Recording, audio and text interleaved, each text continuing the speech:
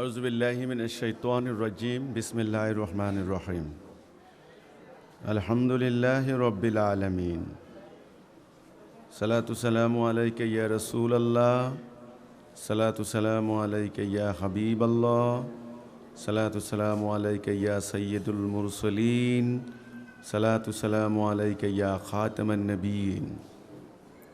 সবাইকে হিজবুত তৌহিদ আন্দোলনের পক্ষ থেকে জানাই সালাম মুবারকবাদ।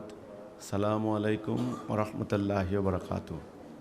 আমি অনুরোধ করব আপনারা সিদ্ধান্ত নেওয়ার আগে ভালো করে শুনুন, জানুন, বুঝুন, উপলব্ধি করুন আমি কি বলতে চাই, কি বলার চেষ্টা করছি, আমার বলার উদ্দেশ্য কি। আল্লাহ পাক পবিত্র কোরআনের যেই প্রথম আয়াতটি নাজিল করলেন, ইকরা বিইসমি রাব্বিকাল্লাযী খালাক, পড়ুন আপনার প্রভুর নামে। রাসূল বলেছিলেন আমি তো পড়তে পারি না, কিন্তু 3 বার বলা হয়েছিল আপনি পড়ুন। পরে জিবরাইল আমিন আলিঙ্গন করলেন, রাসূলুল্লাহ পড়তে লাগলেন, বুঝতে লাগলেন। এটা আপনারা ভালো করে জানেন, পড়া মানে কি? জানা, বুঝা। আল্লাহ বললেন দেখো আমার সৃষ্টির মধ্যে কোনো খুঁত পাও কিনা, দেখতে বললেন। আল্লাহ বললেন শোনো, এর মধ্যে যেটা উত্তম সেটা গ্রহণ করো। আফালা তাকিলুন, আকেল খাটাইবা না, চিন্তা করবে না? আল্লাহর নীতি পড়ো, জানো, বুঝো, শোনো, তারপরে সিদ্ধান্ত নাও। হাসরের দিন এই জন্য প্রত্যেককে তার নিজের কর্মের জন্য দায়বদ্ধ করা হবে, দায়ী করা হবে। একজনের দোষের জন্য আরেকজনকে জাহান্নামে দেওয়া হবে না। স্বামীর দোষ দিয়ে স্ত্রী পার পেতে পারবে না, শাসকের দোষ দিয়ে শাসিত পার পেতে পারবে না, উস্তাদের দোষ দিয়ে শাগরেদ পার পেতে পারবে না। আল্লাহ বলবেন আমি নিজের সিদ্ধান্ত নেওয়ার ক্ষমতা দিয়েছি, তোমাকে নফসের স্বাধীনতা দিয়েছি। আমরা আল্লাহর খলিফা, আল্লাহর প্রতিনিধি। এই মানুষ বনি আদম আল্লাহর প্রতিনিধি। একদম প্রথম গোড়ার কথা আমাদেরকে কিছু ভূমিকা স্বরূপ কিছু কথা মনে রাখতে হবে। আমরা আল্লাহর প্রতিনিধি, আমরা পশুর মতো নই। আল্লাহ রাব্বুল আলামিন তার আসমান, জমিন, গ্রহ, নক্ষত্র, বৃক্ষরাজি কোটি কোটি কোটি তিনি সৃষ্টি করেছেন। তিনি মানুষকেও সৃষ্টি করেছেন। তো মানুষ আর অন্যান্য সৃষ্টির মধ্যে মৌলিক যে তফাৎ রয়েছে সেটা হচ্ছে এই, মানুষ আল্লাহর খলিফা, আল্লাহর প্রতিনিধি। পবিত্র কোরআনে আল্লাহ বললেন ওই যে ক্বালা রাব্বুকা লিল মালাইকাতি ইন্নী জাইলুন ফিল আরদি খলিফা। মানুষের ভিতরে আল্লাহর রূহ আছে। আল্লাহ কোরআনে বললেন যখন আমি আমার রূহ ফুঁকে দেব তখন তোমরা সবাই মিলে সেজদা করবে। মানুষকে আল্লাহ নিজ হাতে বানিয়েছেন। ইবলিসকে ডেকে যখন বললেন হে ইবলিস, যাকে আমি নিজ হাতে বানালাম কিসে তাকে সেজদা করতে অবাধ্য করলো, আমার হুকুম অমান্য করতে তাকে প্ররোচিত করলো কিসে? ইবলিস বলল ও হচ্ছে মাটির তৈরি, আমি হচ্ছে আগুনের তৈরি। এই যে, তাহলে মানুষকে আল্লাহ নিজ হাতে বানালেন। আর সমস্ত সৃষ্টিকে বললেন কুন হও, হয়ে গেল। মানুষকে আল্লাহ কুন দিয়ে বানাননি, নিজ হাতে। আরেকটা আয়াত আল্লাহ বললেন সমস্ত মালায়েকদেরকে আমি নির্দেশ দিয়েছি আমার এই আদমকে সার্ভিস দেবে, সেবা করবে। সেজদা করা হচ্ছে এই আদমকে, বনি আদমকে সেবা করবে, সার্ভিস দেবে। কাজেই মানুষ আল্লাহর খলিফা, আল্লাহর প্রতিনিধি। মানুষের বিরাট দায়িত্ব রয়েছে, কর্তব্য রয়েছে। মানুষের ভিতরে আল্লাহর রূহ আছে। মানুষকে আল্লাহ নিজ হাতে বানিয়েছেন। মানুষ আল্লাহর অকল্পনীয় অসীম নিয়ামত রাজি ভোগ করে চলেছে। পরকালে তার জন্য অসম্ভব অসীম জান্নাতের নিয়ামত রাজি রয়েছে। কেন? ওয়াই? এ মানুষের কাজ কি? এ মানুষকে ভাবতে হয়। মানুষ পশুর মতো জীবন পার করতে পারে না। ভাবতে হয় তার নিজেকে নিয়ে, ভাবতে হয় তার মতো আরেকটা মানুষকে নিয়ে, এই মানব জাতিকে নিয়ে। নিজেকে নিয়ে ভাববে কি? সে কে, কোথা থেকে এসেছে, কি তার কর্তব্য। আর মানব জাতিকে নিয়ে ভাববে মানব জাতির দায়িত্ব কি, কর্তব্য কি, এই ক্ষেত্রে আমার কি কর্তব্য, মানব জাতি কেমন থাকা উচিত, আজকে কেমন আছে। সমগ্র দুনিয়া আজকে নরককুণ্ড। দুর্বলের উপর সবলের অত্যাচার, দরিদ্রের উপর ধনীর বঞ্চনা, শাসিতের উপর শাসকের জুলুম। সীমান্তে সীমান্তে সৈন্য সংগ্রহ করে রাখছে তারা আজকে 16,000 অ্যাটম বোম তৈয়ার এই মানব জাতিকে শেষ করে দেওয়ার জন্য।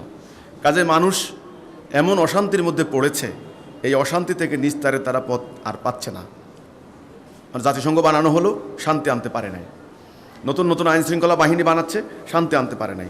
আইনকে কঠিন থেকে কঠিন করা হচ্ছে, শান্তি আনতে ব্যর্থ হচ্ছে। যেই অপরাধের শাস্তি ছিল যাবজ্জীবন, সেটা এখন ফাঁসি দেওয়া হচ্ছে। বিশেষ বিশেষ আইন বানানো হচ্ছে, তবু অপরাধ, অন্যায়, অবিচার দায়ী দায়ী করে বেড়ে চলেছে। মানুষ মুক্তির নেশায় পাগল। গণতন্ত্র আবিষ্কার করা হলো, শান্তি দিতে পারে নাই। সমাজতন্ত্র ব্যর্থ হলো, ফেসিজম হলো। সমাজতন্ত্র আর গণতন্ত্র আর হলো পুঁজিবাদী গণতন্ত্র, এইসব তন্ত্রমন্ত্র দুইটা বিশ্বযুদ্ধ ঘটিয়ে 14 কোটি বনি আদম খুন করলো। আজকে সমগ্র দুনিয়া 62 জন লোকের হাতে অধিকাংশ সম্পদ কুক্ষিগত। কেমন অশান্তি, কি উন্নত, কি অনুন্নত, কি উন্নয়নশীল মানব জাতির এই অবস্থা। আর মুসলমান নামক জাতি, যেই জাতিকে আল্লাহ রাব্বুল আলামিন পবিত্র কোরআনে আখ্যা দিলেন, কুনতুম খায়রা উম্মাতি উখরিজাত লিন-নাস তা'মুরুনা বিল মা'রুফ ওয়া তানহাউনা আনিল মুনকার, তোমরাই তো সেরা জাতি। এই যে দেখুন, তোমাদের উত্থান হয়েছে, তোমরা সৎ কাজের আদেশ দিবে। মানব জাতির মধ্যে তোমরা সৎ কাজের আদেশ দিবে, অসৎ কাজ থেকে বিরত রাখবে। আমরা শ্রেষ্ঠ জাতি, সেখানে আমাদের অবস্থা কি? 160 কোটি উদ্বাস্তু আমরা, না খেয়ে মারা যাচ্ছি আমরা, ইউরোপ আমেরিকায় ভিক্ষা করে বেড়াচ্ছি আমরা। এর কারণ কি? এগুলি আজকে মূল্যায়ন করতে হবে। আমাদের আলেম সাহেবরা তো আমাদের সবাই না একটা শ্রেণী, এবং বিভিন্ন ধর্মের নামে যারা রাজনৈতিক দল করেন তারাও সবাই এখন উঠে পড়ে লাগছেন আমাদের বিরুদ্ধে। আমাদের কথা শোনা যাবে না, আমরা ইসলাম নষ্ট করতে নেমেছি, আমরা মানুষের ঈমান নষ্ট করে ফেলছি। ফেসবুকে দেখুন, আমার বক্তব্য লাইভ হচ্ছে, সারা দুনিয়ার মানুষ দেখতে পাচ্ছে, আপনাদের এখান থেকে এই বক্তব্য যাচ্ছে, হাজার হাজার গালাগালি দেওয়া হবে। আমি তাদেরকে অনুরোধ করব, আমাকে গালাগালি দিতে কোনো অসুবিধা নাই, সময় যায় নাই, আগে শুনুন ভালো করে। ওরা এখন একজোট হয়ে কোমর বেঁধে লেগেছে, যেখানে আমি কথা বলবো সেখানে গালাগালি করবে, কোনো কথা নাই। আর এমন অশ্লীল অশ্রাব্য ভাষায় গালাগালি করবে। এগুলি কে শিখালো, কোত্থেকে শিখলো? আমি যতদূর জানি আল্লাহ এই শিক্ষা দেননি, রসুল এই শিক্ষা দেননি, উম্মতে মুহাম্মদী এই শিক্ষা দেয়নি। তাহলে তারা এই অশ্লীল অশ্রাব্য ভাষায় গালাগালি কোত্থেকে শিখলো? তাদেরকে কে শিখালো? তাদের নিশ্চয়ই একটা শিক্ষাগুরু রয়েছে, যেখান থেকে তারা এগুলো শিখছে। তো তাদেরকে আমার কথা হলো এই, আপনারা আগে ভালো করে বুঝুন, উপলব্ধি করুন, পর্যবেক্ষণ করুন, মূল্যায়ন করুন। আত্মসমালোচনা ভালো, আত্মসমালোচনা করুন। আমি তো এই জাতির আদনা একজন সদস্য হিসেবে আমার জাতির সংকট নিয়ে কথা বলার অধিকার কি আমার নাই? উদ্বাস্তু হলে তো আমিও হব। সিরিয়া ধ্বংস হয়ে গেল, কিছুই করতে পারি নাই। ইরাক ধ্বংস করে দিল, কিছুই করতে পারেন নাই। লিবিয়া আজকে সন্ত্রাসের চারণভূমি, আজকে কিছুই করতে পারেন নাই। একে একে মুসলমান নামক দেশগুলি, মিয়ানমার 10 লক্ষ মুসলমানদেরকে তাড়িয়ে দিল, কোনো কথা বলতে পারেন নাই। আসলে আপনারা কিছুই করতে পারবেন না, কথাই বলতে পারবেন না, প্রতিরোধ করা তো দূরের কথা, কিচ্ছু করতে পারবেন না। কারণ কি? এর গোড়া কোথায়? কেন কিছু করতে পারবেন না? এর কারণ আছে, এর কারণ নিয়েই আমার বক্তব্য। কেন মুসলমান এই জায়গায় আসলো? মুসলমান কি এরকম ছিল? মুসলমানের জীবন কি এমন ছিল? আল্লাহ কোরআনে বললেন, ইন্না দীনা ইনদাল্লাহিল ইসলাম, ইসলাম, মুসলিম। এখন তো শব্দ বাইর করছে মুসলমান। যাই হোক, বোঝার জন্য বলছি, আমাদের কিসের অভাব? নামাজের অভাব, রোজার অভাব, হজের অভাব, তসবিহ তাহলিলের অভাব, জিকির আজগারের অভাব, দাড়ি, টুপি, পাগড়ি, পায়জামা, লেবাস, কিসের অভাব? আমি তো কোনো কিছুর অভাব দেখি না। সংখ্যা 150 কোটি। এক বাংলাদেশে আছে আপনার লক্ষ লক্ষ মসজিদ, সারা দুনিয়া হিসাব করেন লাখ লাখ মসজিদ। মুফতি, মুফাসসির, আইনজ্ঞ, বিশেষজ্ঞ, ডাক্তার, ইঞ্জিনিয়ার, হাফেজে কোরআন, আল্লামা, শায়েখ, পীর, পীরের মুরিদ, আমি তো দেখি না কোনো কিছুর অভাব। প্রাকৃতিক সম্পদ, তেল সম্পদ, গ্যাস সম্পদ, সমুদ্র, সব কিছুই তো আছে। তাহলে কিসের অভাব? কি কারণে মাথা উঁচু করে দাঁড়াতে পারছি না? কি কারণে মেরুদণ্ড সোজা করতে পারছি না? কি কারণে সাম্রাজ্যবাদীদের এই তাণ্ডবের মুখে একটা কথা বলতে পারছি না? সেরা জাতি পরের কথা, গত কয়েক শতাব্দী ধরে গোলাম, মার খাচ্ছি। একে একে আমাদের ভূমিগুলি ধ্বংস করে দিচ্ছে, আমাদের লক্ষ লক্ষ নারীকে বেজ্জুত করছে, আমাদের যুবকদেরকে পাখির মতো গুলি করে হত্যা করছে, কোনো বিচার নাই। হোয়াইট হাউসের সামনে দাঁড়িয়ে বলবে আমাদের গোয়েন্দা রিপোর্টে ভুল ছিল, গোয়েন্দা রিপোর্টে ভুল ছিল, বাস একটা দেশ ধ্বংস করে দিল, কোনো বিচার নাই। তো কাজেই মুসলমান আজকে এই বাস্তবতার মুখে দাঁড়িয়ে তাদেরকে কতগুলি প্রশ্ন করতে হবে। আমাদের ভুলটা কোথায়? অজু করতেছে নিখুঁত অজু, অজু যেন ভুল না হয়, 50 লিটার পানি খরচ করেন। সূরা কেরাত যেন ভুল না হয়, নিখুঁত সূরা মুখস্থ করেন মাদ্রাসায় বসে বসে। আল্লাহ হাম হয় নাই, আল্লাহ হাম একেবারে কলকলা মুখস্থ করতে করতে বছরের পর বছর আপনারা কাটিয়ে দিচ্ছেন। অর্থাৎ সূরাতে ভুল নাই, অজুতে ভুল নাই, গোসলে ভুল নাই, টাকনুতে ভুল নাই। 3টি পরিভাষা সব সময় মনে রাখতে হবে, এটা ভুললে চলবে না। আকিদা, ঈমান, আমল। আকিদা মানে কি? সামগ্রিক ধারণা, সম্যক ধারণা, কম্প্রিহেন্সিভ কনসেপ্ট, ওভারঅল আইডিয়া, এটার নাম আকিদা। ঈমান মানে বিশ্বাস, আমল মানে আমল কাজ। আকীদা ঠিক না হলে ইমানের কোনো মূল্য নাই, ইমান না থাকলে আমলের কোনো মূল্য নাই। দেখুন আমার হাতে একটা বস্তু আছে, এটা কি? চশমা রাখার খাপ একটা, হ্যাঁ। এখন এটা যদি, এই চশমা রাখার বাক্স, এটাকে যদি আপনাকে কেউ বলে এটা দেওয়ালে তুমি প্যারেক ঠুকবে, হাতুড়ির মতো, হাতুড়ি হিসেবে ব্যবহার করবে, তবে এটার আপনার ব্যবহার ভুল হবে না? আমল ভুল হবে না? এই যে আমার হাতে একটা বস্তু দেখতে পাচ্ছেন, এগুলি কাগজ। এগুলি কি? কাগজ। আর এই জিনিসটা কি? এটা দিয়ে কি করে? লেখে। আর এটা দিয়ে কি করে? ঘামটা মুছে। এই তো। এখন আপনি যদি না জানেন, এটা দিয়ে লেখেন আর এটা দিয়ে ঘাম মুছেন, উল্টা হবে না? আমল ভুল হবে না? তাহলে আগে আমল করবেন না আগে ভালো করে জানবেন? এই জন্যে আগে পবিত্র কোরআনে বলছেন আল্লাহ, আগে জানো, বুঝো, আমল করতে পারবে। আমল করবে বুঝে শুনে আমল করবে। এই না জানার কারণে এই বৃহত্তর জনগোষ্ঠীর ইমানকে হাইজ্যাক করা হচ্ছে, ভুল খাতে প্রবাহিত করা হচ্ছে। একদল ব্যক্তি স্বার্থ উদ্ধার করছে, বলছে আমাকে টাকা দাও, আমি তোমাকে জান্নাতে নিয়ে যাব। আরেক দল অপরাজনীতিতে ধর্মকে ব্যবহার করছে, বলছে আমাদেরকে ভোট দাও, তুমি জান্নাত চলে যাবে। আরেক দল কি করলো? ওই সন্ত্রাসবাদী ঘটনা ঘটিয়ে মানুষের বুকে বোম মারছে, নিজেও ধ্বংস হয়ে যাচ্ছে, বলছে এটা জেহাদ, এটা কেতাল, এখানে আসো, তুমি জান্নাত যাবে। তো মানুষ তো আল্লাহকে পাওয়ার জন্য কেউ বট গাছের নিচে যাচ্ছে, কেউ মাজারে যাচ্ছে, কেউ অমুক জায়গা যাচ্ছে, কেউ বোম মারছে, কেউ রাজনৈতিক কর্মকাণ্ড করছে। আসলে কি জান্নাতে যাওয়ার রাস্তা কি এতটা? আমার পরিষ্কার বক্তব্য হলো, মানুষের ইমানকে হাইজ্যাক করা হচ্ছে, ভুল খাতে প্রবাহিত হচ্ছে। ওই ইমানদাররা বলতে পারেন যে আমাদের তো ইমান ঠিক আছে, আরে যার কাছে টাকা দিলাম উনি ভণ্ড পীর হইলে আমার কি? আরে ভাই, আপনার ইমান ঠিক থাকলে তো হবে না। যদি আকীদা ভুল হয় তাহলে ইমান ভুল খাতে প্রবাহিত হবে, এটা তো আমাদের কথা নয়। রাস্তা যদি ভুল হয় গন্তব্যের জীবনে বুঝতে পারবেন? আপনি যাবেন চট্টগ্রাম, আপনি আমাদের এই যে চিটং রোডে উঠলেন, বাম দিকে একটা রাস্তা গেল সিলেটের দিকে, আর সোজা গেল একটা রাস্তা। আপনি যাবেন চট্টগ্রাম, আপনার নিয়ত ঠিক আছে, কিন্তু আপনি ভুল রাস্তা উঠে গেলেন। গাড়ি চলবে, সারা রাত সময় গেল, আপনার পরিশ্রম গেল, টাকা গেল, সকালবেলা আপনি কোথায় গিয়ে নামবেন? সিলেট। কেন? কি কারণটা কি? রাস্তা ভুল, পথ ভুল, আপনি ভুল পথে উঠেছেন, এই জন্য গন্তব্যে যেতে পারেন নাই। আজকে আপনারা গন্তব্য নির্ধারণ করেছেন, জান্নাতে যাবেন, দুনিয়াতে শান্তি আনবেন, কিন্তু আমি বলে রাখলাম আপনাদের পথ ভুল হওয়ার কারণে জান্নাতেও যাবেন না, দুনিয়াতে শান্তিও আসবে না।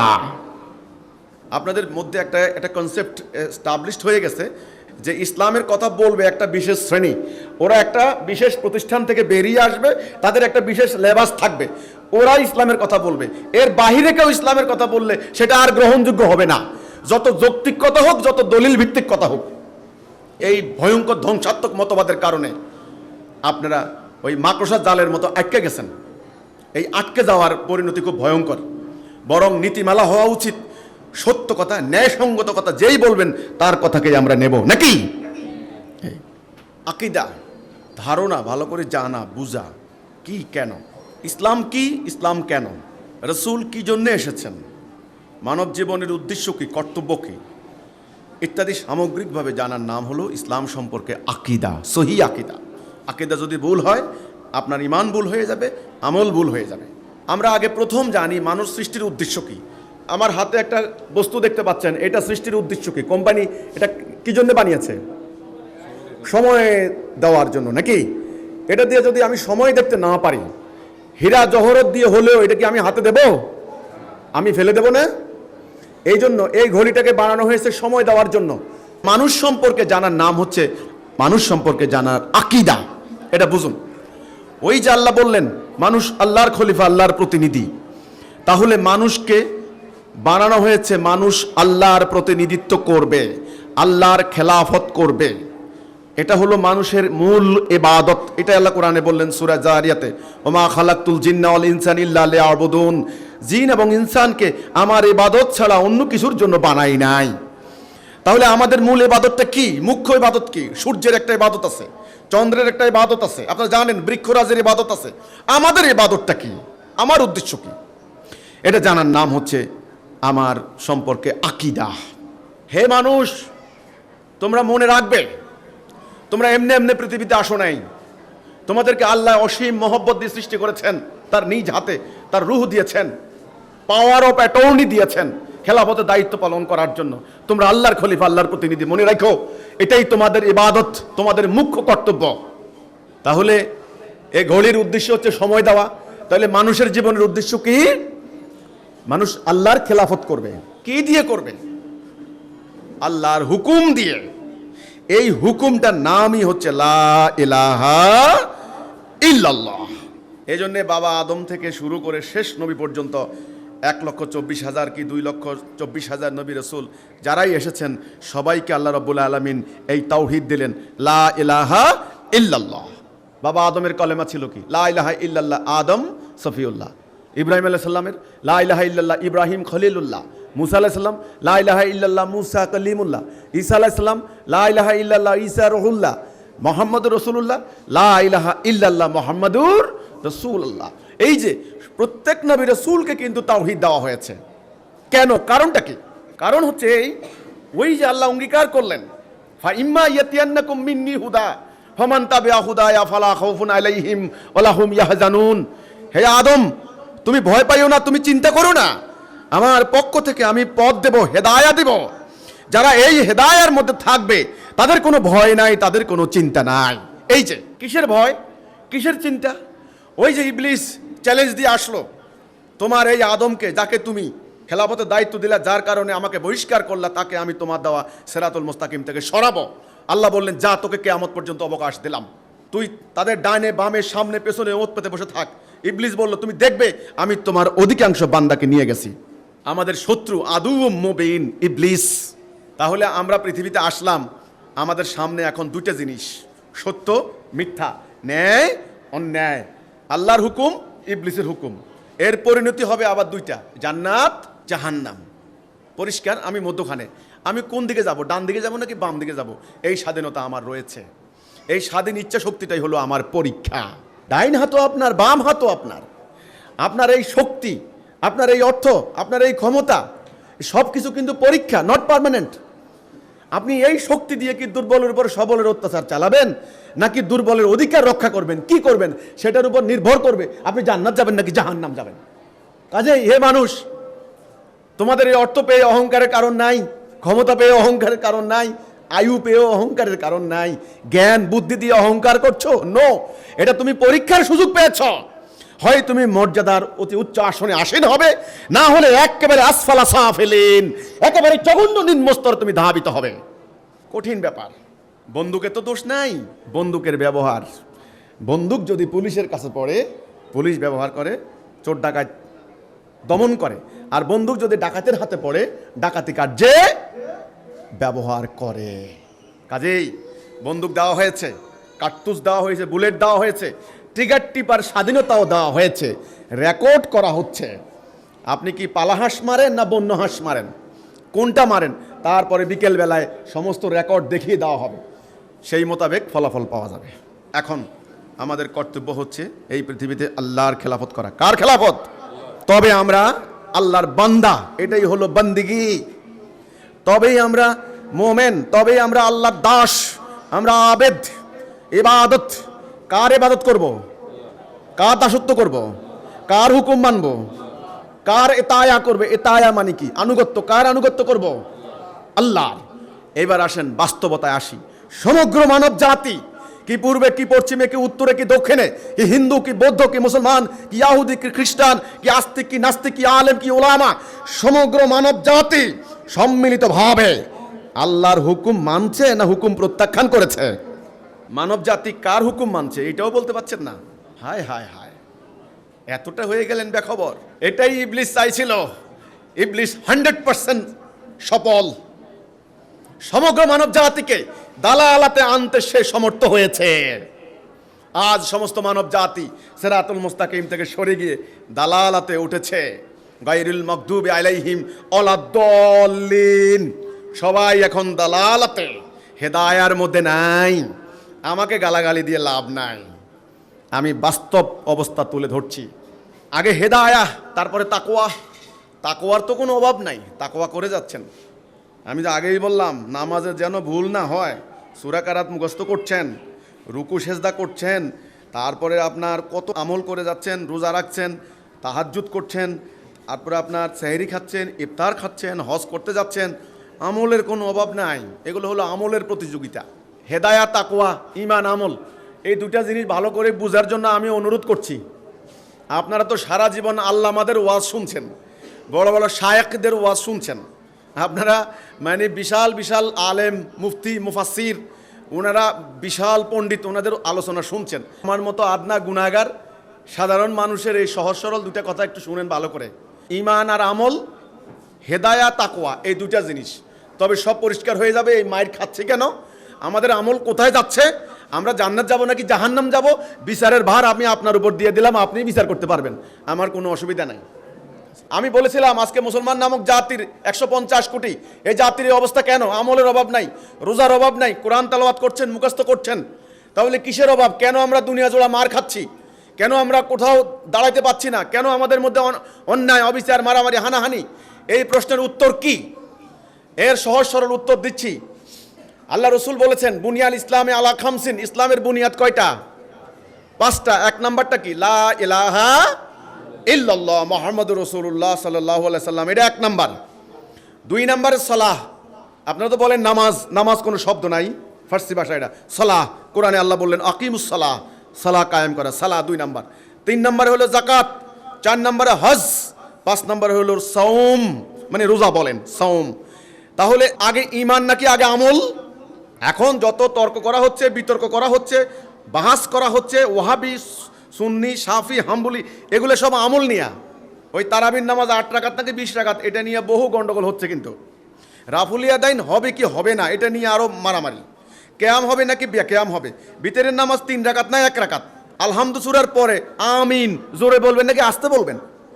আলহামদু সূরার পর একটা আছে না, অলা দলিন, অলা জলিন, এই যে এটা নিয়ে মারামারি।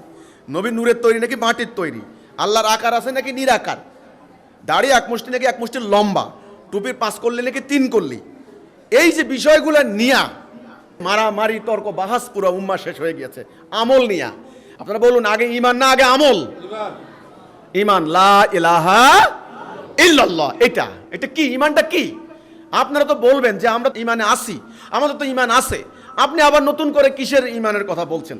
আমরা তো সারা জীবন সুবহানাল্লাহ সুবহানাল্লাহ, লা ইলাহা ইল্লাল্লাহ, লা ইলাহা ইল্লাল্লাহ পাড়া মহল্লা কাঁপিয়ে আমরা জিকির করে যাচ্ছি, আমাদের তো ঈমান আছে।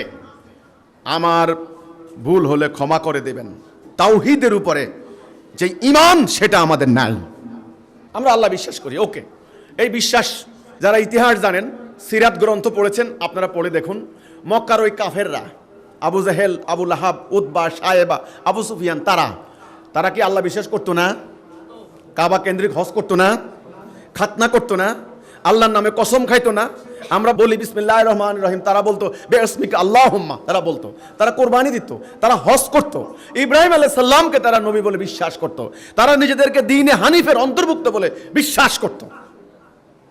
আল্লাহ রসুল সেখানে এসে বললেন কেন, ইয়া আইয়ুহান নাস কুল লা ইলাহা ইল্লাল্লাহ তুফলিহুন, কেন তাদেরকে তাওহীদের দিকে ডাক দিলেন? আমি জানতে চাই। হজ করলে যদি জান্নাত যাওয়া যায়, অন্যান্য আমল করলে যদি জান্নাত যাওয়া যায়, তাহলে তাওহীদের দিকে রাসূলুল্লাহ কেন ডাক দিলেন? কি কারণ? সেই কারণটা হচ্ছে ওই মক্কার সমাজ, ওই আরব সমাজ, তারা আল্লাহর হুকুমকে প্রত্যাখ্যান করেছে। ইব্রাহিম আলাইহিস সালাম যেই কষ্ট করে জাতিটাকে ঐক্যবদ্ধ করে দিয়ে গেলেন, আল্লাহর তাওহীদের উপরে ঐক্যবদ্ধ করে দিয়ে গেলেন, উঠিয়ে দিয়ে গেলেন, যে জন্য ওনার নাম হলো মিল্লাতা আবিকুম ইব্রাহিম, আমাদের মিল্লাতের পিতা। উনি আল্লাহর তাওহীদের উপরে ঐক্যবদ্ধ করে দিয়ে গেলেন। কিন্তু কয়েক হাজার বছরের কাল পরিক্রমায় তারা সেই তাওহীদকে প্রত্যাখ্যান করেছে। প্রত্যাখ্যান করে তারা নিজেদের মন মতে একটা ধর্ম বানিয়ে নিয়েছে। বাস নিজেরা এবার ছোট্টখাট্টো বিষয় নিয়ে, বড় বিষয় নিয়ে মারামারি, যুদ্ধ, রক্তপাত, এই গোত্র ওই গোত্র, এই ফেরকা ওই ফেরকা, এই মাযহাব ইত্যাদি নিয়ে পুরো আরব সমাজ জাহান্নাম বানিয়ে নিয়েছে। দুর্বলের পর সবলের অত্যাচার, দরিদ্রের পর ধনীর বঞ্চনা সেখানে ছিল। ঘরে ঘরে ছিল দাসত্ব, নারীদের কোনো সম্মান ছিল না, ইজ্জত ছিল না, পেটে ভাত ছিল না, গায়ে পোশাক ছিল না, অন্ধত্ব, অনর্থক কুসংস্কারে পুরো আরব সমাজ আচ্ছন্ন হয়ে গিয়েছিল। অনর্থক মূর্তি পূজায় লিপ্ত হলো। এটা এমনি এমনি হয় নাই, একদিনে হয় নাই। ইব্রাহিম আলাইহিস সালাম তাদেরকে কি মূর্তি পূজার মধ্যে রেখে গিয়েছিলেন? উলঙ্গ হয়ে হজ করতে তারা, এটা কি ইব্রাহিম আলাইহিস সালাম দেখিয়ে দিয়েছিলেন? ঘরে ঘরে দাসত্ব, এটা কি ইব্রাহিম আলাইহিস সালাম রেখে গিয়েছিলেন? তাহলে কারা আমদানি করলো? ওই ধর্ম ব্যবসায়ীরা আর ওই ধান্দাবাজ রাজনীতিকরা, দুইটা গোষ্ঠী। এক, ধর্ম ব্যবসায়ী গোষ্ঠী যারা ধর্মকে কুক্ষিগত করে মানুষকে পরকালের ভয় দেখিয়ে স্বার্থ উদ্ধার করতো। আর দুই, ওই আবু সুফিয়ানদের মতো ধান্দাবাজ রাজনৈতিক গোষ্ঠী যারা পলিটিক্যাল মানে রাজনৈতিক ক্ষমতাকে কুক্ষিগত করে জনগণকে শোষণ করত। এই অবস্থা থেকে পরিত্রাণের জন্য, মুক্তির জন্য আল্লাহ রাব্বুল আলামিন আল্লাহ রসুলকে পথ দিলেন। সেই পথের নামই হলো হেদায়াহ। হেদায়া মানে কি? রাইট ডাইরেকশন, সঠিক পথ নির্দেশনা। কোন পথে আপনি যাবেন, কোন দিকে যাবেন। আল্লাহ রসুল ব্যতীত হলেন, চিন্তিত হলেন আরব সমাজ নিয়ে। হেরা গুহায় তিনি ভাবতে লাগলেন কি করা যায়, কি করা যায়।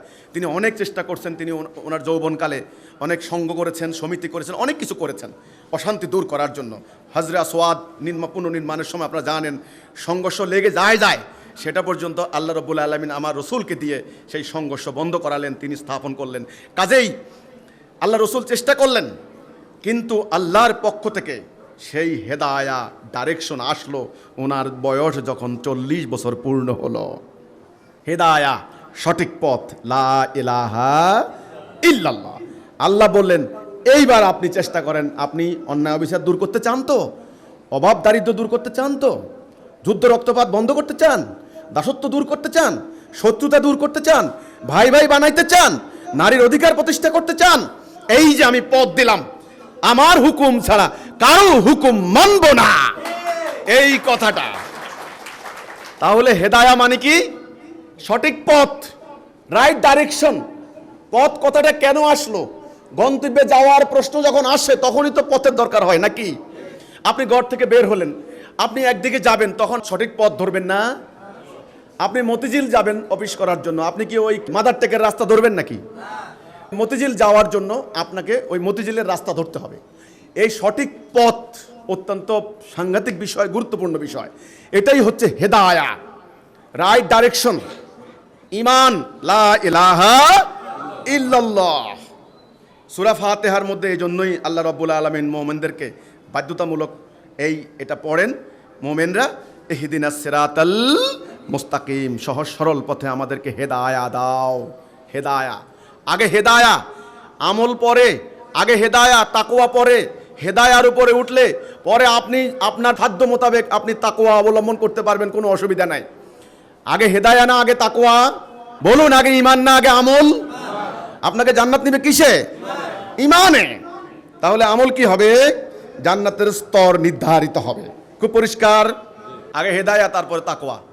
আপনি তো যাচ্ছেন সিলেট রোডের দিকে, খুব নিখুঁত একেবারে, যেন গায়ে কোনো ময়লা না লাগে, কাটা না বিদে পায়ের মধ্যে, মানে আপনি তাকওয়া মানে খুব সাবধানে যাচ্ছেন। তাকওয়া মানে এটাই, সাবধানে পথ চলা, সতর্কভাবে পথ চলা, যেন কোনো গুনাহ না হয়, ভুল না হয়। আরে ভাই, আপনি যদি ভুল পথে উঠেন, যতই সাবধানে যান, ভুল গন্তব্যে পৌঁছবেন না। এই জন্য আগে হেদায়া। সূরা বাকারার প্রথমে যে আয়াত, আলিফ লাম মিম যালিকাল কিতাবু লা রাইবা ফীহি হুদাল লিল মুত্তাকিন, এই যে হুদাল লিল মুত্তাকিন, মুত্তাকিদের জন্য হেদায়া। পরিষ্কার হয়ে গেল না? দুইটা আলাদা জিনিস। হেদায়া তাকওয়া, বুঝছেন বিষয়টা? মুত্তাকিদের জন্য হেদায়া, যারা তাকওয়া অবলম্বন করতে চাও, এই যে তোমাদের সঠিক পথ, এই যে এটা, যেটা আল্লাহ রাব্বুল আলামিন আদম আলাইহিস সালাম যখন দুনিয়াতে আসলেন মা হাওয়া সহ, আপনারা জানেন, তখন যে কথাটা বললেন, ফা ইম্মা ইয়াতিয়ান্নাকুম মিন্নি হুদা, এই যে হেদায়া, ফামান তাবিয়া হুদায়া ফালা খাউফুন আলাইহিম ওয়া লাহুম ইয়াহজানুন, আমি হেদায়া দেব, সঠিক পথ দেব, যারা সেই পথের মধ্যে থাকবে তাদের কোনো ভয় নাই। আমাদের মুসলমানদের এত দুর্গতি কেন? তাকওয়া আছে, আমলে ভর্তি, কিন্তু হেদায়া নাই, ঈমান নাই, তাওহীদ নাই। নবী করিম সাল্লাল্লাহু আলাইহি ওয়াসাল্লাম বলেছিলেন, সময় আসবে ইসলাম শুধু নাম থাকবে, নাম। এই যে আজকে ইসলাম নাম আছে না? কোরআন শুধু অক্ষর থাকবে, এই অক্ষর আছে, খালি অক্ষর মুখস্থ হচ্ছে, তাফসীর হচ্ছে, ব্যাখ্যা হচ্ছে, আপনার শানে নজুল মুখস্থ করা হচ্ছে, আর কত রকমের অর্থ করা যায়, আরও কত তাফসীর করা যায়, সব হচ্ছে ঝকঝকের তকতকে ছাপানো হরফে কোরআন, হরফে ছাপানো কোরআন। সেই কোরআন আছে, কিন্তু কোরআনের কোনো হুকুম নাই, কোনো ইমপ্লিমেন্টেশন নাই, বাস্তবায়ন নাই। আল্লাহ রসুল বলছেন কোরআন শুধু অক্ষর থাকবে। আগে হেদায়া না আগে তাকওয়া? আগে হেদায়া, আগে সঠিক পথ ধরেন, তারপরে সঠিক পথ ধরলে গন্তব্যে যায় আপনি পৌঁছতে পারবেন। আগে ঈমান না আগে আমল? আগে ঈমান, তারপরে আমল। ইমানে আপনাকে জান্নাত নেবে। এখানে আমাদের শ্রদ্ধেয় শিক্ষক আছেন, ন্যূনতম পাস মার্ক কত? 33। এরপরে ভালো স্টুডেন্ট হলে আপনি আরো ভালো নাম্বার পান না, অসুবিধা কি? আরে ন্যূনতম পাস করবেন তো নাকি? 1 লেখেন, শূন্য দেন, কত হলো? একটা শূন্য দেন, কত হলো? একটা শূন্য দেন, কত হলো? 1000। যদি 1 না লেখেন কি হবে? শূন্যগুলির দাম আছে কি না? নাই। কাজেই আমরা তো আমল করে যাচ্ছি, একবিহীন শূন্য লিখে যাচ্ছি। মোহতারাম হাজি সাহেব এখানে উপস্থিত আছেন, একদিন ইসলামিক ফাউন্ডেশনে আমাকে দাওয়াত দিলেন, বলছেন এখানে কয়েকজন সুদীজন আছেন, আপনার সঙ্গে একটু কথা বলবেন, আপনি আসুন। তো আমি গেলাম, বেশ কিছু মুরব্বী আলেম ওলামা ওনারা আসলেন। তো একজন এসে আমাকে বলছেন, এই আমলের এই সব, এটার এত লক্ষ সব, এটা এত লক্ষ সব। আপনি কি জানেন কোন আমলের কি সব, কোন আমলের কি সব? আপনি কয়টা জানেন, কি জানেন? আমি স্তম্ভিত হয়ে বসে রইলাম অনেকক্ষণ। তিনি বলেই যাচ্ছেন এই আমলের এই সব, এই আমলের এই সব, এত লক্ষ সব, এত হাজার সব। তা আমি বললাম, জানাব, আমি আপনার সঙ্গে বিতর্ক করতে রাজি নই।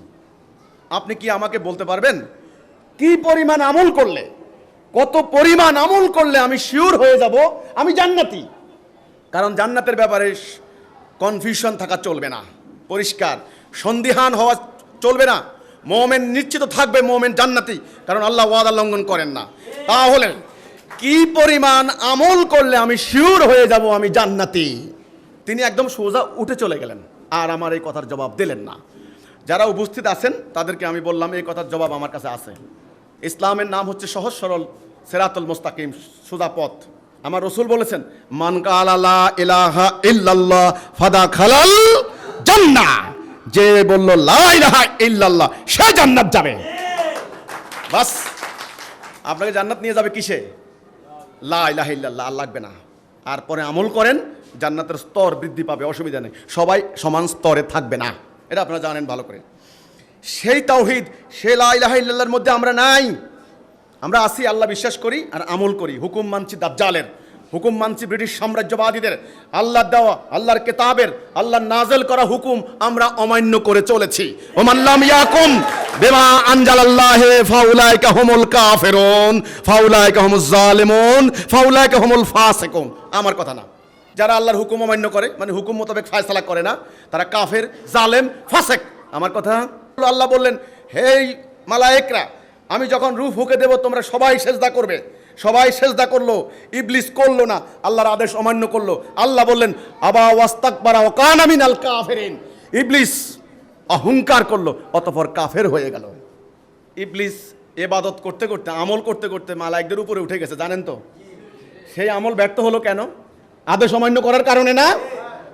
আমরা আল্লাহর আদেশ নিষেধ অমান্য করে চলেছি। অর্থাৎ আমরা আল্লাহর সঙ্গে যে অঙ্গীকার ছিল আমাদের, আল্লাহর সঙ্গে যে কন্ট্রাক্ট ছিল আমাদের, চুক্তি, সেই চুক্তি আমরা লঙ্ঘন করেছি। আগে চুক্তি নবায়ন করুন। 100টা তসবির দানা একত্রিত রাখে কিসে? সুতা কেটে দেন, দানাগুলি ছড়িয়ে ছিটিয়ে পড়বে না। আজকে মুসলমান নামক জাতির এই দুর্গতির কারণ এখানে। আমরা আজকে খণ্ড বিখণ্ড হয়ে গেছি, আমাদের ইমানের রশি কেটে দেওয়া হয়েছে। আকীদাবিহীন আমল, হেদায়াবিহীন তাকওয়া, ইমানবিহীন আমল করে যাচ্ছি।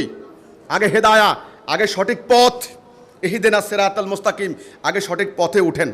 সবাই তো বলে আমার পথ ঠিক। জান্নাতে যাওয়ার পথ কি এতটা না একটা? একটা। ইহদিনাস সিরাতাল মুস্তাকিম। আল্লাহ কয়জন? রাসূল কয়জন? কিতাব কয়টা? রাসূল যে জাতি তৈরি করলেন এটা কয় খণ্ড ছিল? খণ্ড না, অখণ্ড। এই বস্তুটা কি? এটা কোম্পানি বানিয়েছে একটা লক্ষ্য হাসিলের জন্য নাকি? বিভিন্ন উপাদান একত্রিত করে কারখানায় রেখে এটাকে বানানো হয়েছে যেন আপনি ঘাম মুছতে পারেন, এই তো।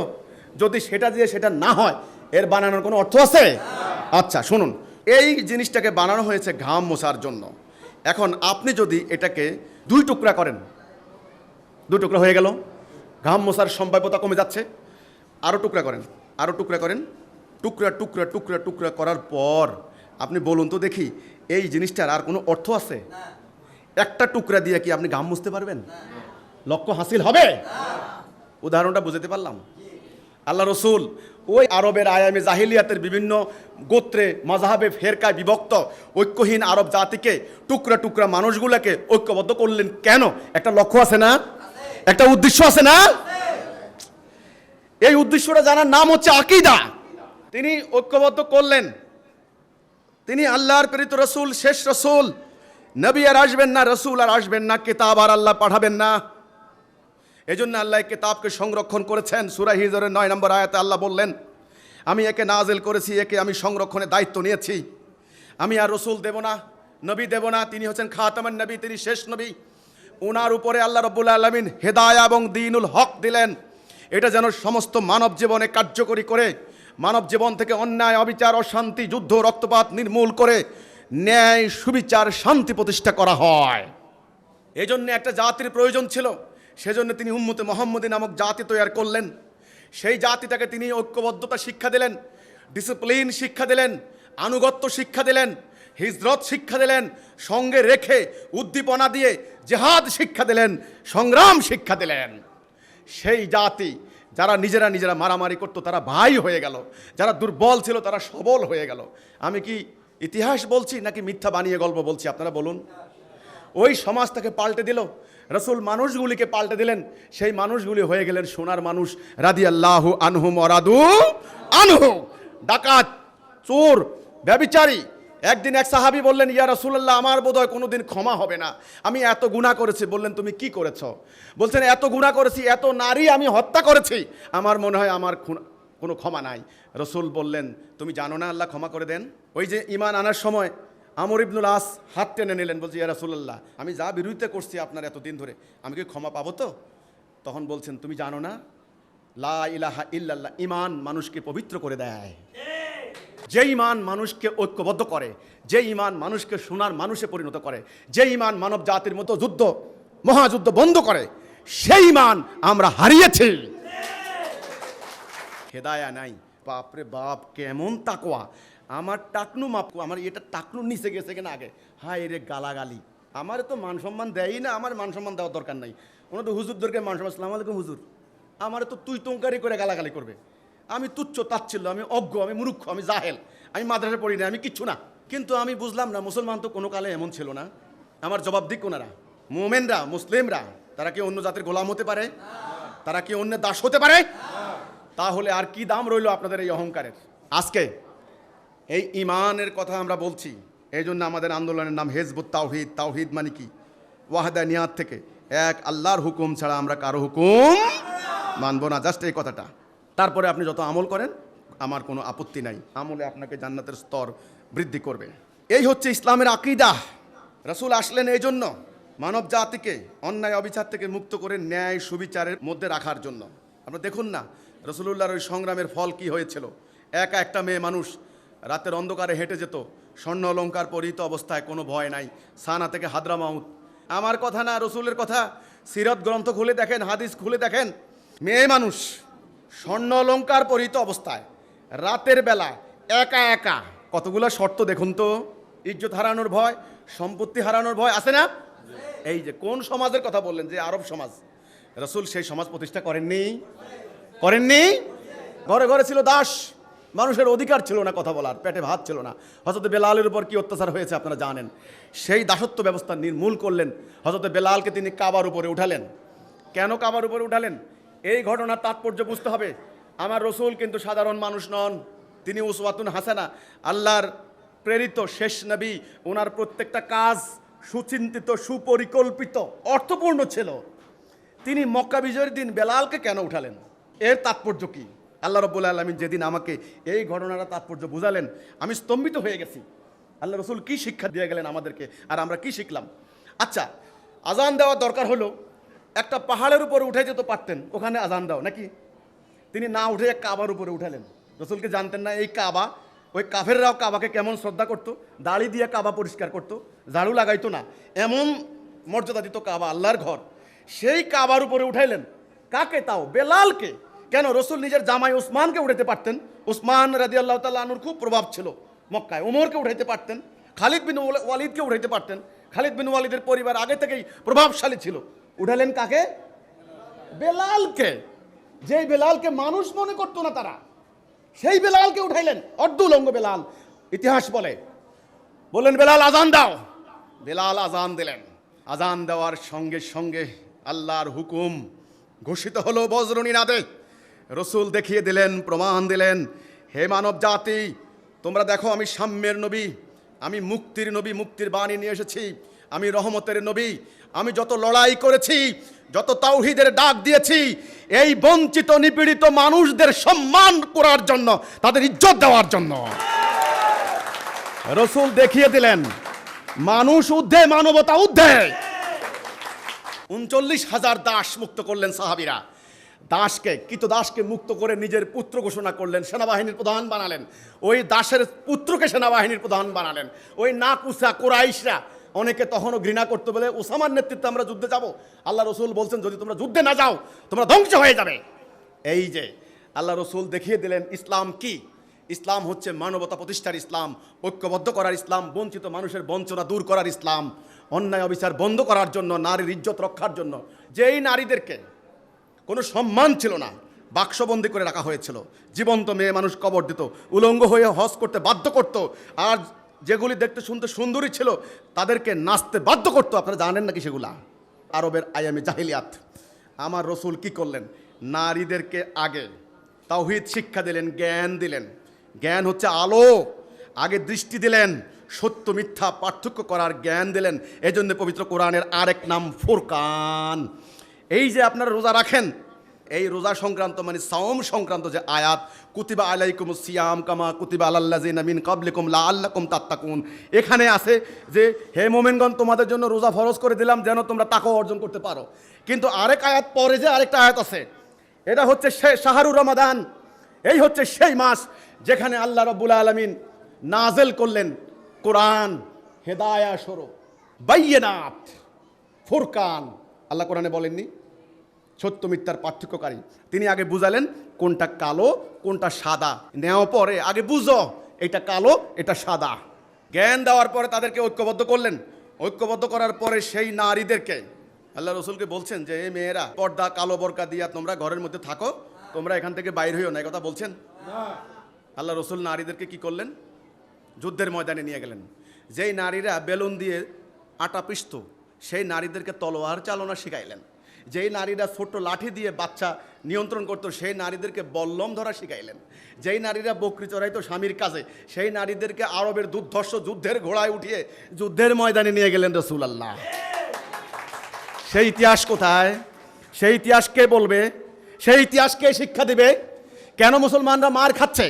অর্ধেক জনগোষ্ঠী নারী। আমার 2 পা 1 পা কেটে দেন, আমি হাঁটতে পারবো? সমাজ সভ্যতা নির্মাণে, পরিবার নির্মাণে নারী ছাড়া কোন সমাজ, কোন পরিবার, কোন সভ্যতা সফল কাম হয়েছে আমি জানতে চাই। আজকে তোমরা ধর্মের নামে নারীকে বাক্সবন্দি করছো। ফেসবুকে আমাকে গালাগালি, হায় রে গালাগালি। আমি মেয়েদেরকে নিয়ে সেমিনার করি, মেয়েরা আমাদের মিটিংয়ে আসে, মেয়েরা মিটিংয়ে শুনে। আমরা কি করব কি করব না, কোনটা ইসলাম কোনটা ইসলাম না, কোন পীর কি বললো, কোন হুজুর কি বললো, কোন মুত্তাকি কি বললো, এটা দেখার বিষয় না। আল্লাহ কি বললেন, রসুল কি করেছেন, সেটা ইসলাম নাকি? এবার আসেন, আল্লাহ রসুল কি মেয়েদেরকে আলাদা করেছেন নাকি মেয়েদের পুরুষের পাশাপাশি সামনে তিনি আলোচনা শুনিয়েছেন, আলোচনা করেছেন? ইতিহাস কি বলে আপনারা বলুন তো? আল্লাহ রসুলের সামনে নারীরা বসে আলোচনা শুনতেন, বক্তব্য শুনতেন নাকি? শরীয়তের জরুরি বিষয় জেনে নিয়েছেন।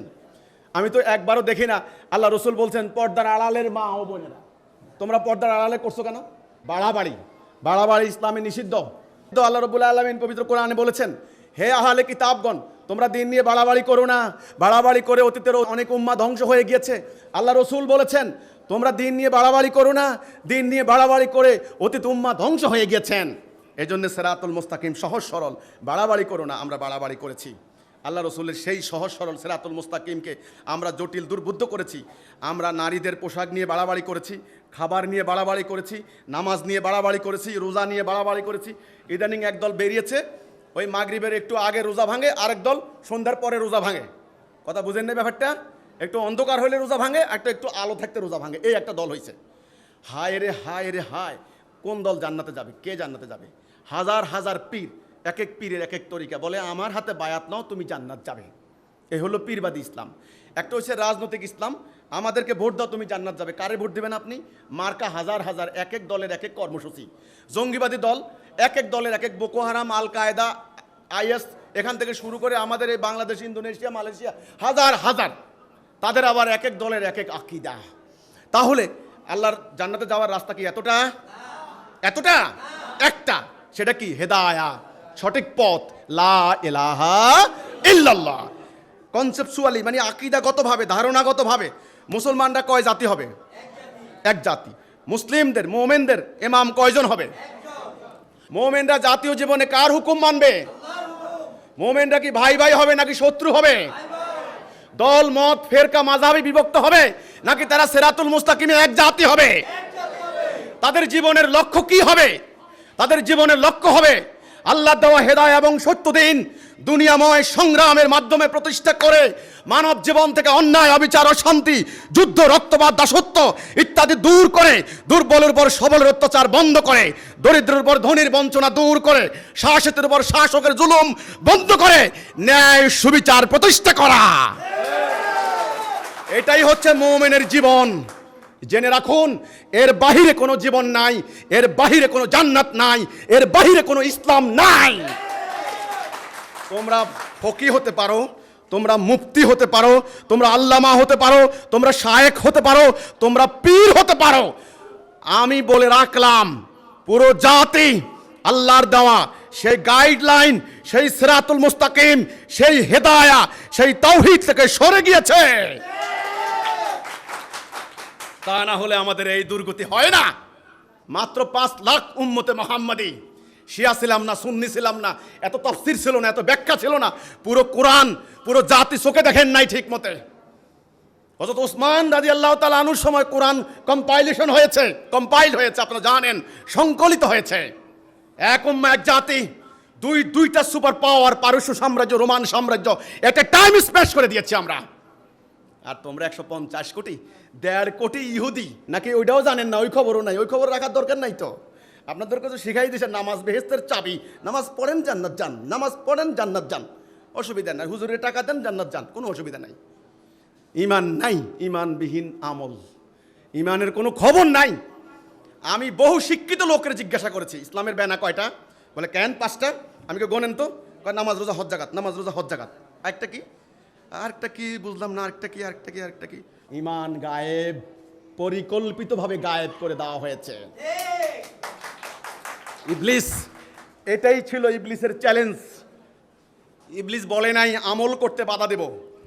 কোরআন খুলে দেখেন সূরা বাকারা, ইবলিস পরিষ্কার বলেছে তোমার দেওয়া সরল পথ থেকে সরাবো। আজ ইবলিস সফল হয় নাই, সবাইকে সরল পথ থেকে সরালো না। এই যে এখন জাতির কি উপায়? এই 1300 বছরের কাল পরিক্রমায় আমরা এই বিকৃত হতে হতে এখানে এসেছি। এই জিনিসটা কি এভাবে থাকা স্বাভাবিক নাকি অস্বাভাবিক? বোতল সাধারণত কি এভাবে থাকে না? এই মুখটা থাকবে কোথায়? এটা থাকবে উপরে, এটা থাকবে নিচে, এটা হলো স্বাভাবিক কথা। বোতলটা যদি উল্টায় দেন তাহলে কি হবে? অস্বাভাবিক। মুখটা নিচে চলে গেল না, তলাটা উপরে উঠে গেল না। এই যে যেটা থাকবে উপরে সেটা চলে গেল নিচে, যেটা 100 নাম্বার চলে আসবে 1 নাম্বার, যেটা 1 নাম্বার সেটা গায়েব। 1300 বছরের কাল পরিক্রমায় আল্লাহ রসুলের সেই সহজ সরল সিরাতুল মুস্তাকিম, এই ধর্ম ব্যবসায়ী এই গোষ্ঠীটি জটিল দুর্বোধ্য ব্যাখ্যা, তফসির, আরও পাল্টা ব্যাখ্যা, আরও ব্যাখ্যা ইত্যাদি করতে করতে করতে করতে এটাকে সহজ সরল ইসলামকে একেবারে উল্টাই দিছে। ব্যাপারটা বুঝতে পারলাম? উল্টা। কিভাবে উল্টা? আমি উদাহরণ দিচ্ছি। আপনি যখন ইসলামের কথা বলতে যাবেন, সর্বপ্রথম আপনার উপর আক্রমণ করবে আপনার দাড়ি কই, আপনার টুপি কই। তার কাছে তার মানে তার কাছে 1 নাম্বার কোনটা? 1 নাম্বার দাড়ি, টুপি। আর আল্লাহ রসুলের ইসলামের 1 নাম্বারটা কি? লা ইলাহা ইল্লাল্লাহ। আল্লাহর হুকুম ছাড়া কারো হুকুম মানব না। পুরা সাহাবায়ে কেরাম ছিলেন এই তাওহীদের উপরে, ঈমানের উপরে। সেই 1 নাম্বারের খবর নাই।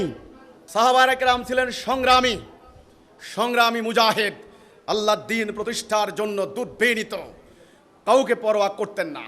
রসুলের জীবদ্দশায় জজিরাতুল আরবে দ্বীন প্রতিষ্ঠা করলেন। রসুল চলে যাওয়ার পরে অর্ধ দুনিয়া দ্বীন প্রতিষ্ঠা করলেন। জিহাদ, যেটা মোমেনের সংজ্ঞা আল্লাহ অঙ্গীভূত করলেন, সেই সংগ্রাম আজকে সেটারও কোনো খবর নাই। কি হলো? ঈমান নাই, আইন কানুন দণ্ডবিধি অর্থনীতি নাই, জাতি নাই, কেন্দ্রীয় ইমাম নাই। কার কথা কে শুনবে? এক আলেম মানে না আরেক আলেমের কথা, এক পীর মানেন না আরেক পীরের কথা। কার কথা কে শুনবেন?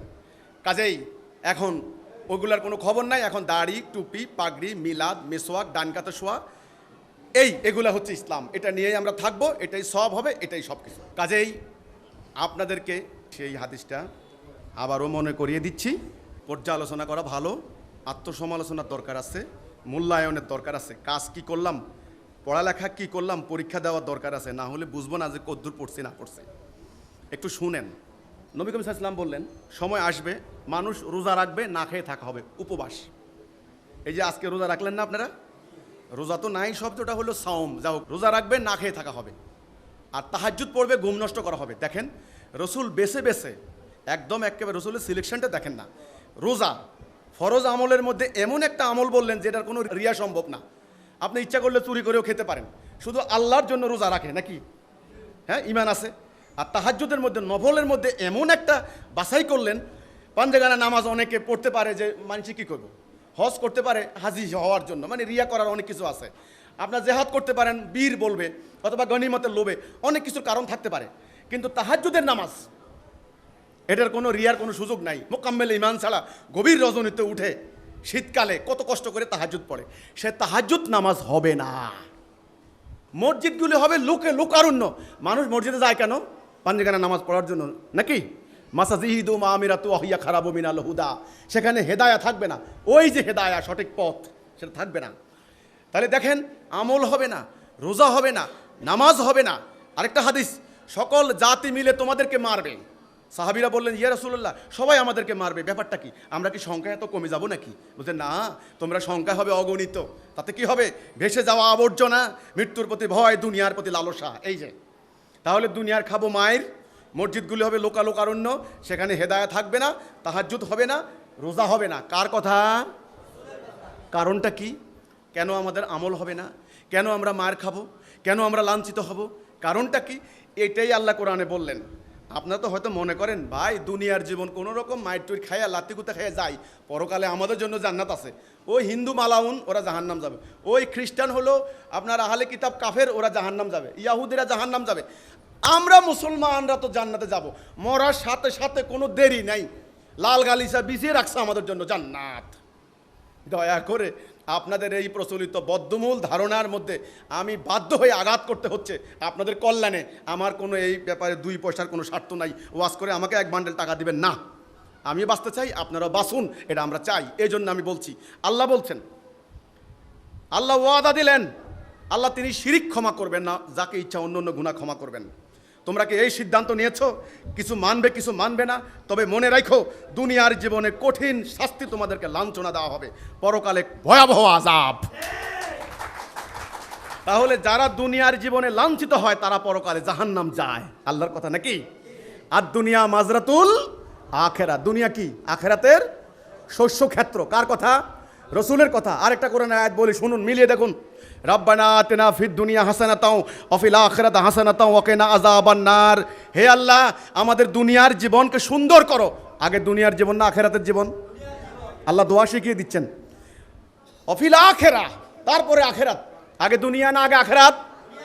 খেলাফতের দায়িত্ব দুনিয়াতে নাকি আখিরাতে? আল্লাহর হুকুম মানবেন দুনিয়াতে নাকি আখিরাতে? আরে আপনি কি ভালো মানুষ না খারাপ মানুষ, এটা আখিরাতে কি হবে? এটা দুনিয়াতে। তাহলে খেলাফতের দায়িত্ব কোথায়? দুনিয়াতে। আল্লাহর হুকুম কোথায়? দুনিয়াতে। মানুষকে শান্তি দেওয়া কোথায়? দুনিয়াতে। কাজেই আপনার জান্নাত নির্ভর করবে দুনিয়ার উপরে। আর দুনিয়া মাজরাতুল আখিরা। ওই খেতে যদি তামাক লাগান, ঘরে বসে বসে বিড়ি খাইতে হবে। আর খেতে যদি ধান লাগান, ঘরে বসে ভাত খাবেন। কোনটা লাগাবেন আপনি জানেন?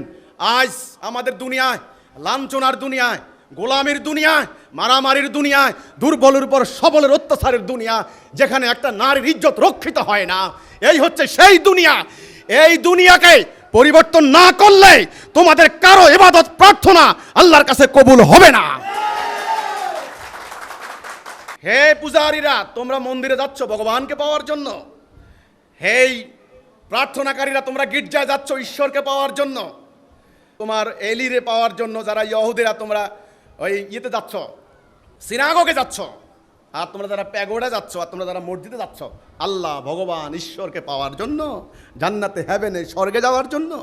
নো, নেভার, কখনো না। আগে দুনিয়াকে আল্লাহ দাসত্বের মধ্যে আনো, তাওহীদের মধ্যে আনো, দুনিয়াকে আল্লাহর খেলাফতের মধ্যে আনো, শান্তিপূর্ণ করো। মানুষ দরজা খুলে ঘুমাবে, কোনো আতঙ্ক নাই, কোনো ভয় নাই। একা একটা মেয়ে মানুষ হেঁটে যাবে স্বর্ণালঙ্কার পরিহিত অবস্থায়, নববধূ তাকানোর হিম্মত কারো হবে না, এমন দুনিয়া কায়েম করো, তবে তুমি জান্নাত পাবে। এটাই তোমার খেলাফতের দায়িত্ব। এটা কি খেলাফতের দায়িত্ব? এই দায়িত্বটাই ছিল উম্মতে মুহাম্মদের উপরে। এই দায়িত্বটা কার উপরে ছিল? পূর্বের নবীরা যখন দিন দিয়ে গেলেন, তাদের উম্মতেরা বাড়াবাড়ি করে দিনের মধ্যে প্রবেশ করিয়ে দিনকে বিকৃত করে ফেলেছে। এটা আপনারা জানেন। লক্ষ লক্ষ নবী রাসূল এসেছেন, আল্লাহ নবী পাঠিয়েছেন, আবার চলে গেছেন নবী, আবার মানুষ শয়তানের পথে এসেছে, আবার নতুন নবী পাঠিয়েছেন। এভাবে পাঠাইতে পাঠাইতে আল্লাহ শেষ রসুলকে আল্লাহ পাঠালেন। রসুল এসে গালি খেয়ে, মার খেয়ে, নিপীড়িত হয়ে, পাগল, গণক, কবি, জাদুকর ইত্যাদি অশ্লীল অশ্লীল ভাষা গালাগালি শুনে জলিল কদর সাহাবীদের রক্তের বিনিময়ে তিনি একটা জাতি তৈরি করলেন, উম্মতে মুহাম্মাদি। সেই জাতিটাকে দায়িত্ব দিয়ে গেলেন কি, এই যে আল্লাহ আমাকে দিন দিলেন, তোমরা এই দিন দিয়ে তোমরাও চলবে, দুনিয়াবাসীকেও চালাবে। হেদায়া ওয়া দীনুল হক, তোমরা থাকবে শান্তিতে, পরকালে তোমরা জান্নাত যাবে। এটা ছিল আমাদের দায়িত্ব। আমরা উম্মতে মুহাম্মাদি দাবি করে নবী ডান কাতে শুইতেন, আমরা ডান কাতে শুই। নবী লেবাস রেখেছেন, আমরা লেবাস রাখি। নবী দাড়ি রেখেছেন, আমরা দাড়ি রাখি। নবী আরবের মানুষ, আরবি কথা বলছেন, আমরা কষ্ট করে আরবি শিখি। বাস, আমরা এগুলা দিয়ে উম্মতে মুহাম্মাদি হয়ে গিয়েছি। আল্লাহ রসুলের দেওয়া সেই দায়িত্বকে আমরা প্রত্যাখ্যান করেছি। আজ আমরা উম্মতে মুহাম্মাদি নই, আমরা মুমিন নই, আমরা মুসলিম নই। আমরা হচ্ছি বিচ্ছিন্ন, বিক্ষিপ্ত, সততা বিচ্ছিন্ন, নিজেরা নিজেরা মারামারি, কামড়াকামড়িতে লিপ্ত, দিশাহীন, ঐক্যহীন, কামড়াকামড়িতে লিপ্ত একটা বিশৃঙ্খল জনগোষ্ঠী মাত্র। এদের জন্য জান্নাত নাই। এরা যত বড় আল্লামা হতে পারে হন, যত বড় পীর সাহেব হতে পারেন হন, যত বড় মুফাসসির হতে পারেন হন, যত কিছু হতে পারেন হন, আমার কোনো আপত্তি নাই। আমি সিলেট গেছি বক্তব্য দিতে, সেখানে বললো, আপনি জানেন এখানে এক পীরের অনুসারী আমাদের বিরোধিতা করে, মানুষকে বলে আমরা না খ্রিস্টান। কোন পীর? আরে বলে কি, ওই পীরের বিরাট তাজাল্লি। কি তাজাল্লি?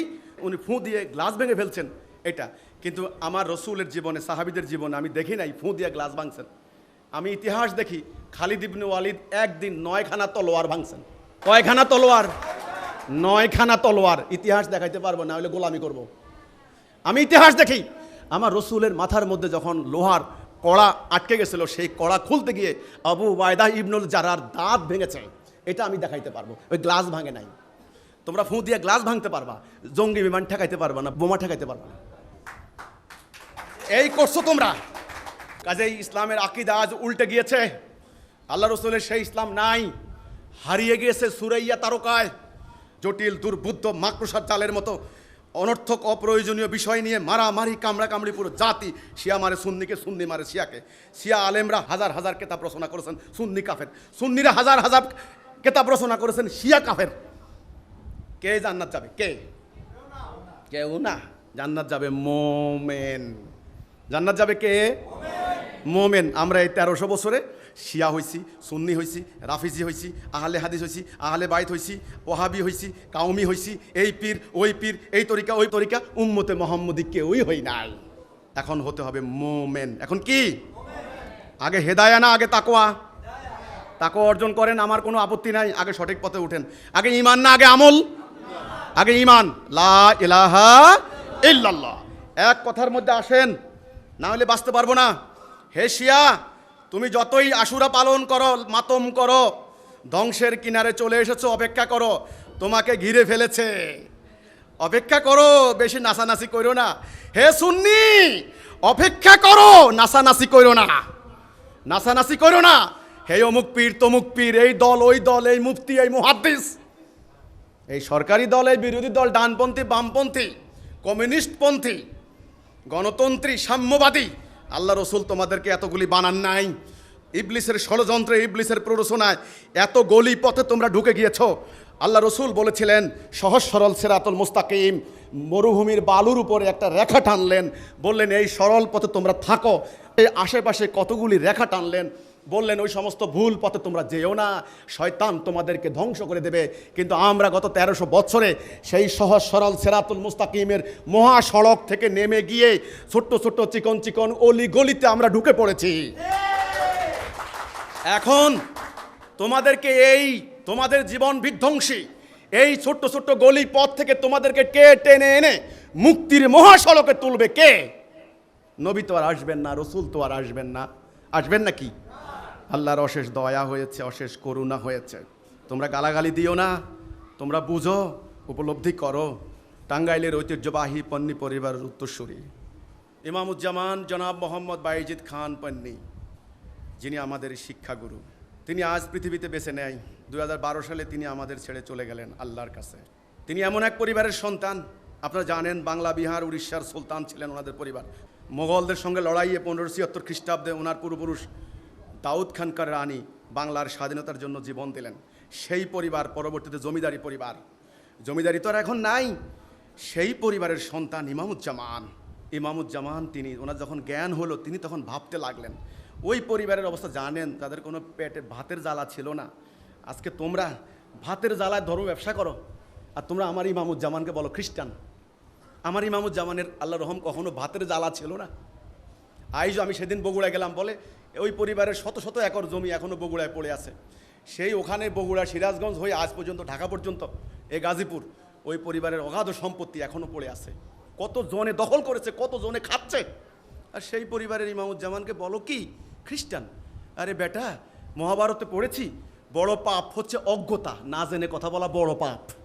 ইমামুজ্জামান তিনি ভাবলেন মুসলমানদের তো এমন হওয়ার কথা না, মুসলমানরা কেন এমন হলো? ভাবতে ভাবতে আল্লাহ উনাকে এই সত্য দিলেন। জীবনের একটা পরিণত বয়সে এসে তিনি বুঝলেন যে মুসলমান নামক জাতি আল্লাহর সঙ্গে করা অঙ্গীকার থেকে সরে গিয়েছে, তাওহীদ থেকে সরে গিয়েছে। এখন মুসলমানদের মূল কর্তব্য হবে একটা, ওই সমস্ত জাতি বিনাশী ফেরকা মাযহাব বলে শিয়া, সুন্নি, শাফি, হাম্বলি, ভাই তোমরা আসো, আল্লাহ এক তো, রাসূল এক তো, কেতাব একটা তো, নবীর ব্যাপারে কোনো বিতর্ক নাই তো, আল্লাহর ব্যাপারে কোনো বিতর্ক নাই তো, কেতাবের ব্যাপারে কোনো বিতর্ক নাই তো নাকি?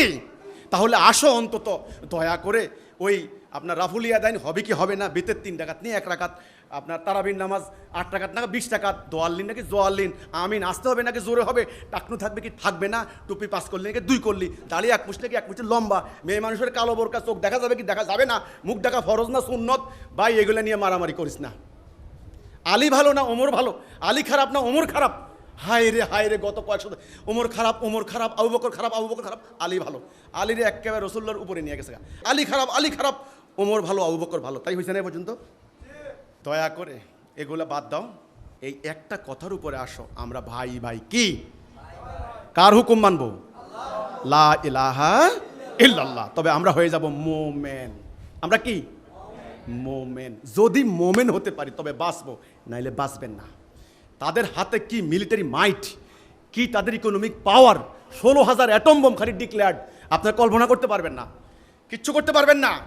তাদের মোকাবেলা করতে হলে এখন লাগবে একদল মোমেনের। কি একদল? মোমেন। যেটা আল্লাহ কোরআনে বলছেন, ওয়ালা তাহিনু ওয়ালা তাহজানু ওয়া আনতুমুল আ'লাউনা ইন কুনতুম মুমিনিন।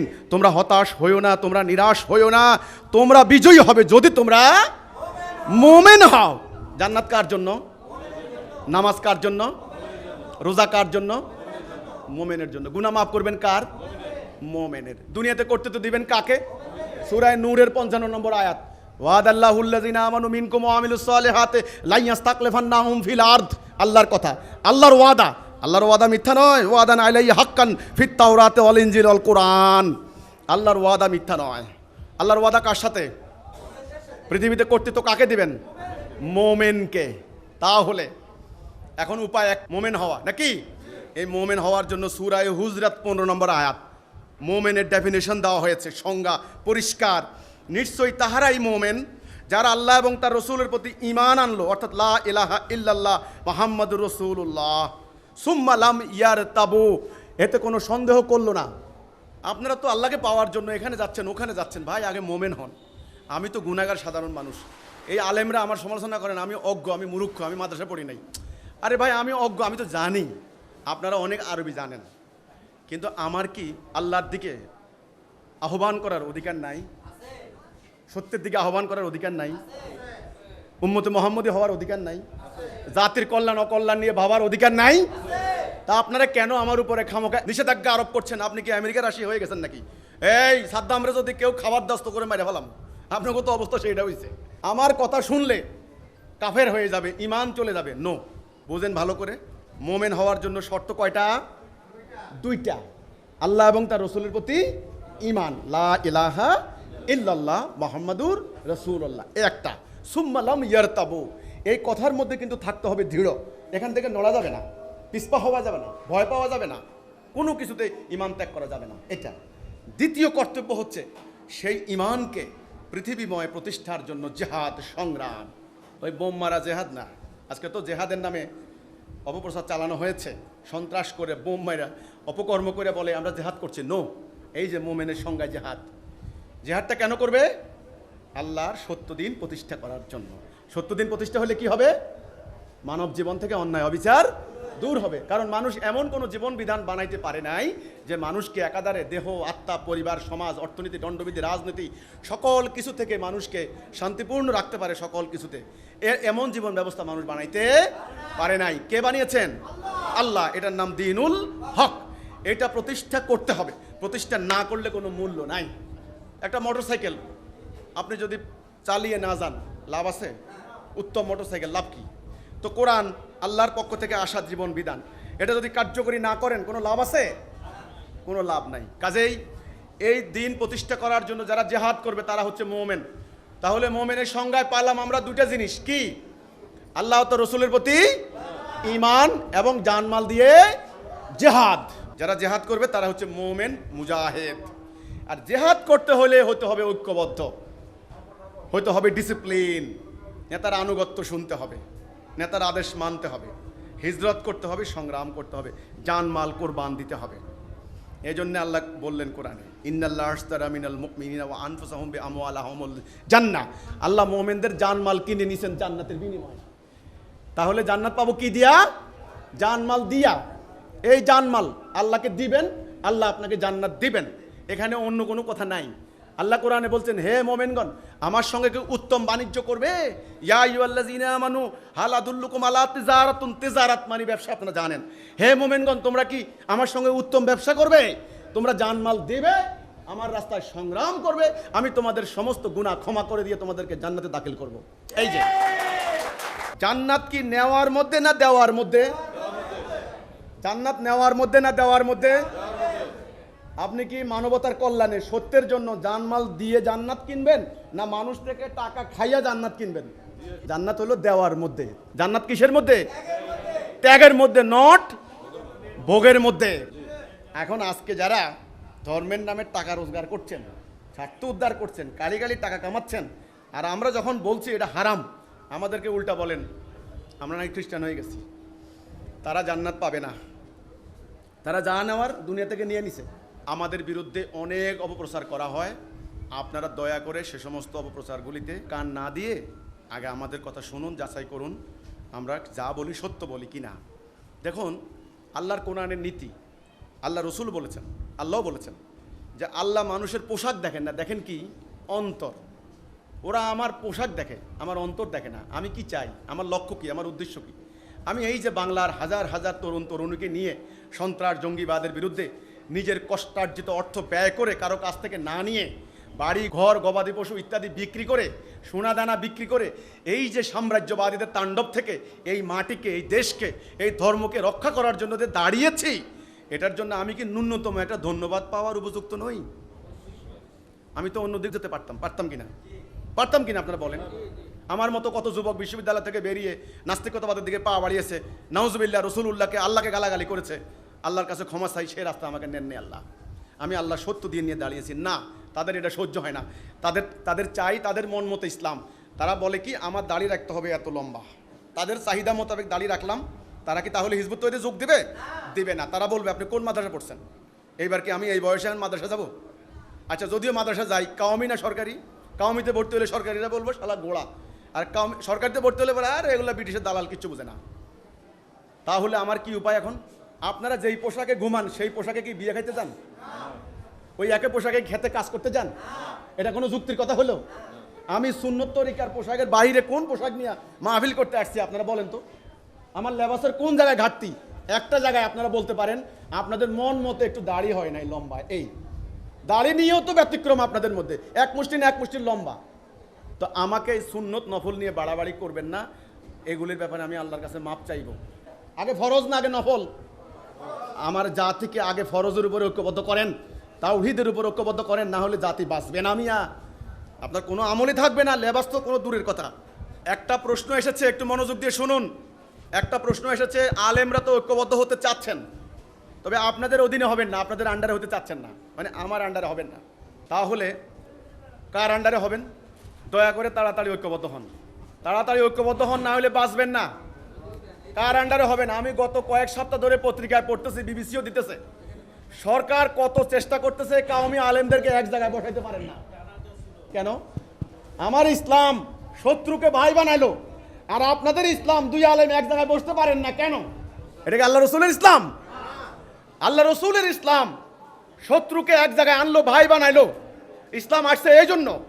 আর আপনারা এক ইসলামকে কেটে ভেঙে টুকরা টুকরা করেছেন, ওটা আল্লাহ রসুলের ইসলাম না। আমার আন্ডারে ঐক্যবদ্ধ হবেন কি হবেন না সেটা আপনাদের ব্যাপার। তবে মহা সত্য আল্লাহ আমাকে দিয়েছেন, আমি বলে যাচ্ছি, আমার বলা কর্তব্য, বলা দায়িত্ব। মনে রাখবেন, এই সত্যের বিজয় অবিসম্ভাবী। জাল হক জাহাকাল বাতিল ইন্নাল বাতিল কানা জাহুকা। সত্য চলে এসেছে, একদিন এই সত্য দিয়ে এই বাংলার দামাল ছেলেরা দুনিয়াকে লিড দিবে, এটা জানা রাখেন। আজ আমাদের দৃষ্টি খুলে গিয়েছে, আমাদের হৃদয় উন্মুক্ত হয়ে গিয়েছে, আমাদের আকল খুলে গিয়েছে। কোনটা সত্য কোনটা অসত্য, কোনটা ন্যায় কোনটা অন্যায় আমরা বুঝি, কোনটা আগে কোনটা পরে, কোনটা মহা গুরুত্বপূর্ণ না হলেই চলবে না, আর কোনটা না হলেও চলবে, ওটা আমরা বুঝি। আল্লাহ রহম, আমাদের আকীদা আজ পরিষ্কার। কাজেই আপনারা আমাদের আন্ডারে ঐক্যবদ্ধ যদি না হন, ঠিক আছে, যার যার মতবাদ নিয়ে থাকেন। আমার প্রশ্নটা হইলো যে আমি একটা নেতা খুঁজতেছি, জি, যে দিনের জন্য মেহনত করতেছে।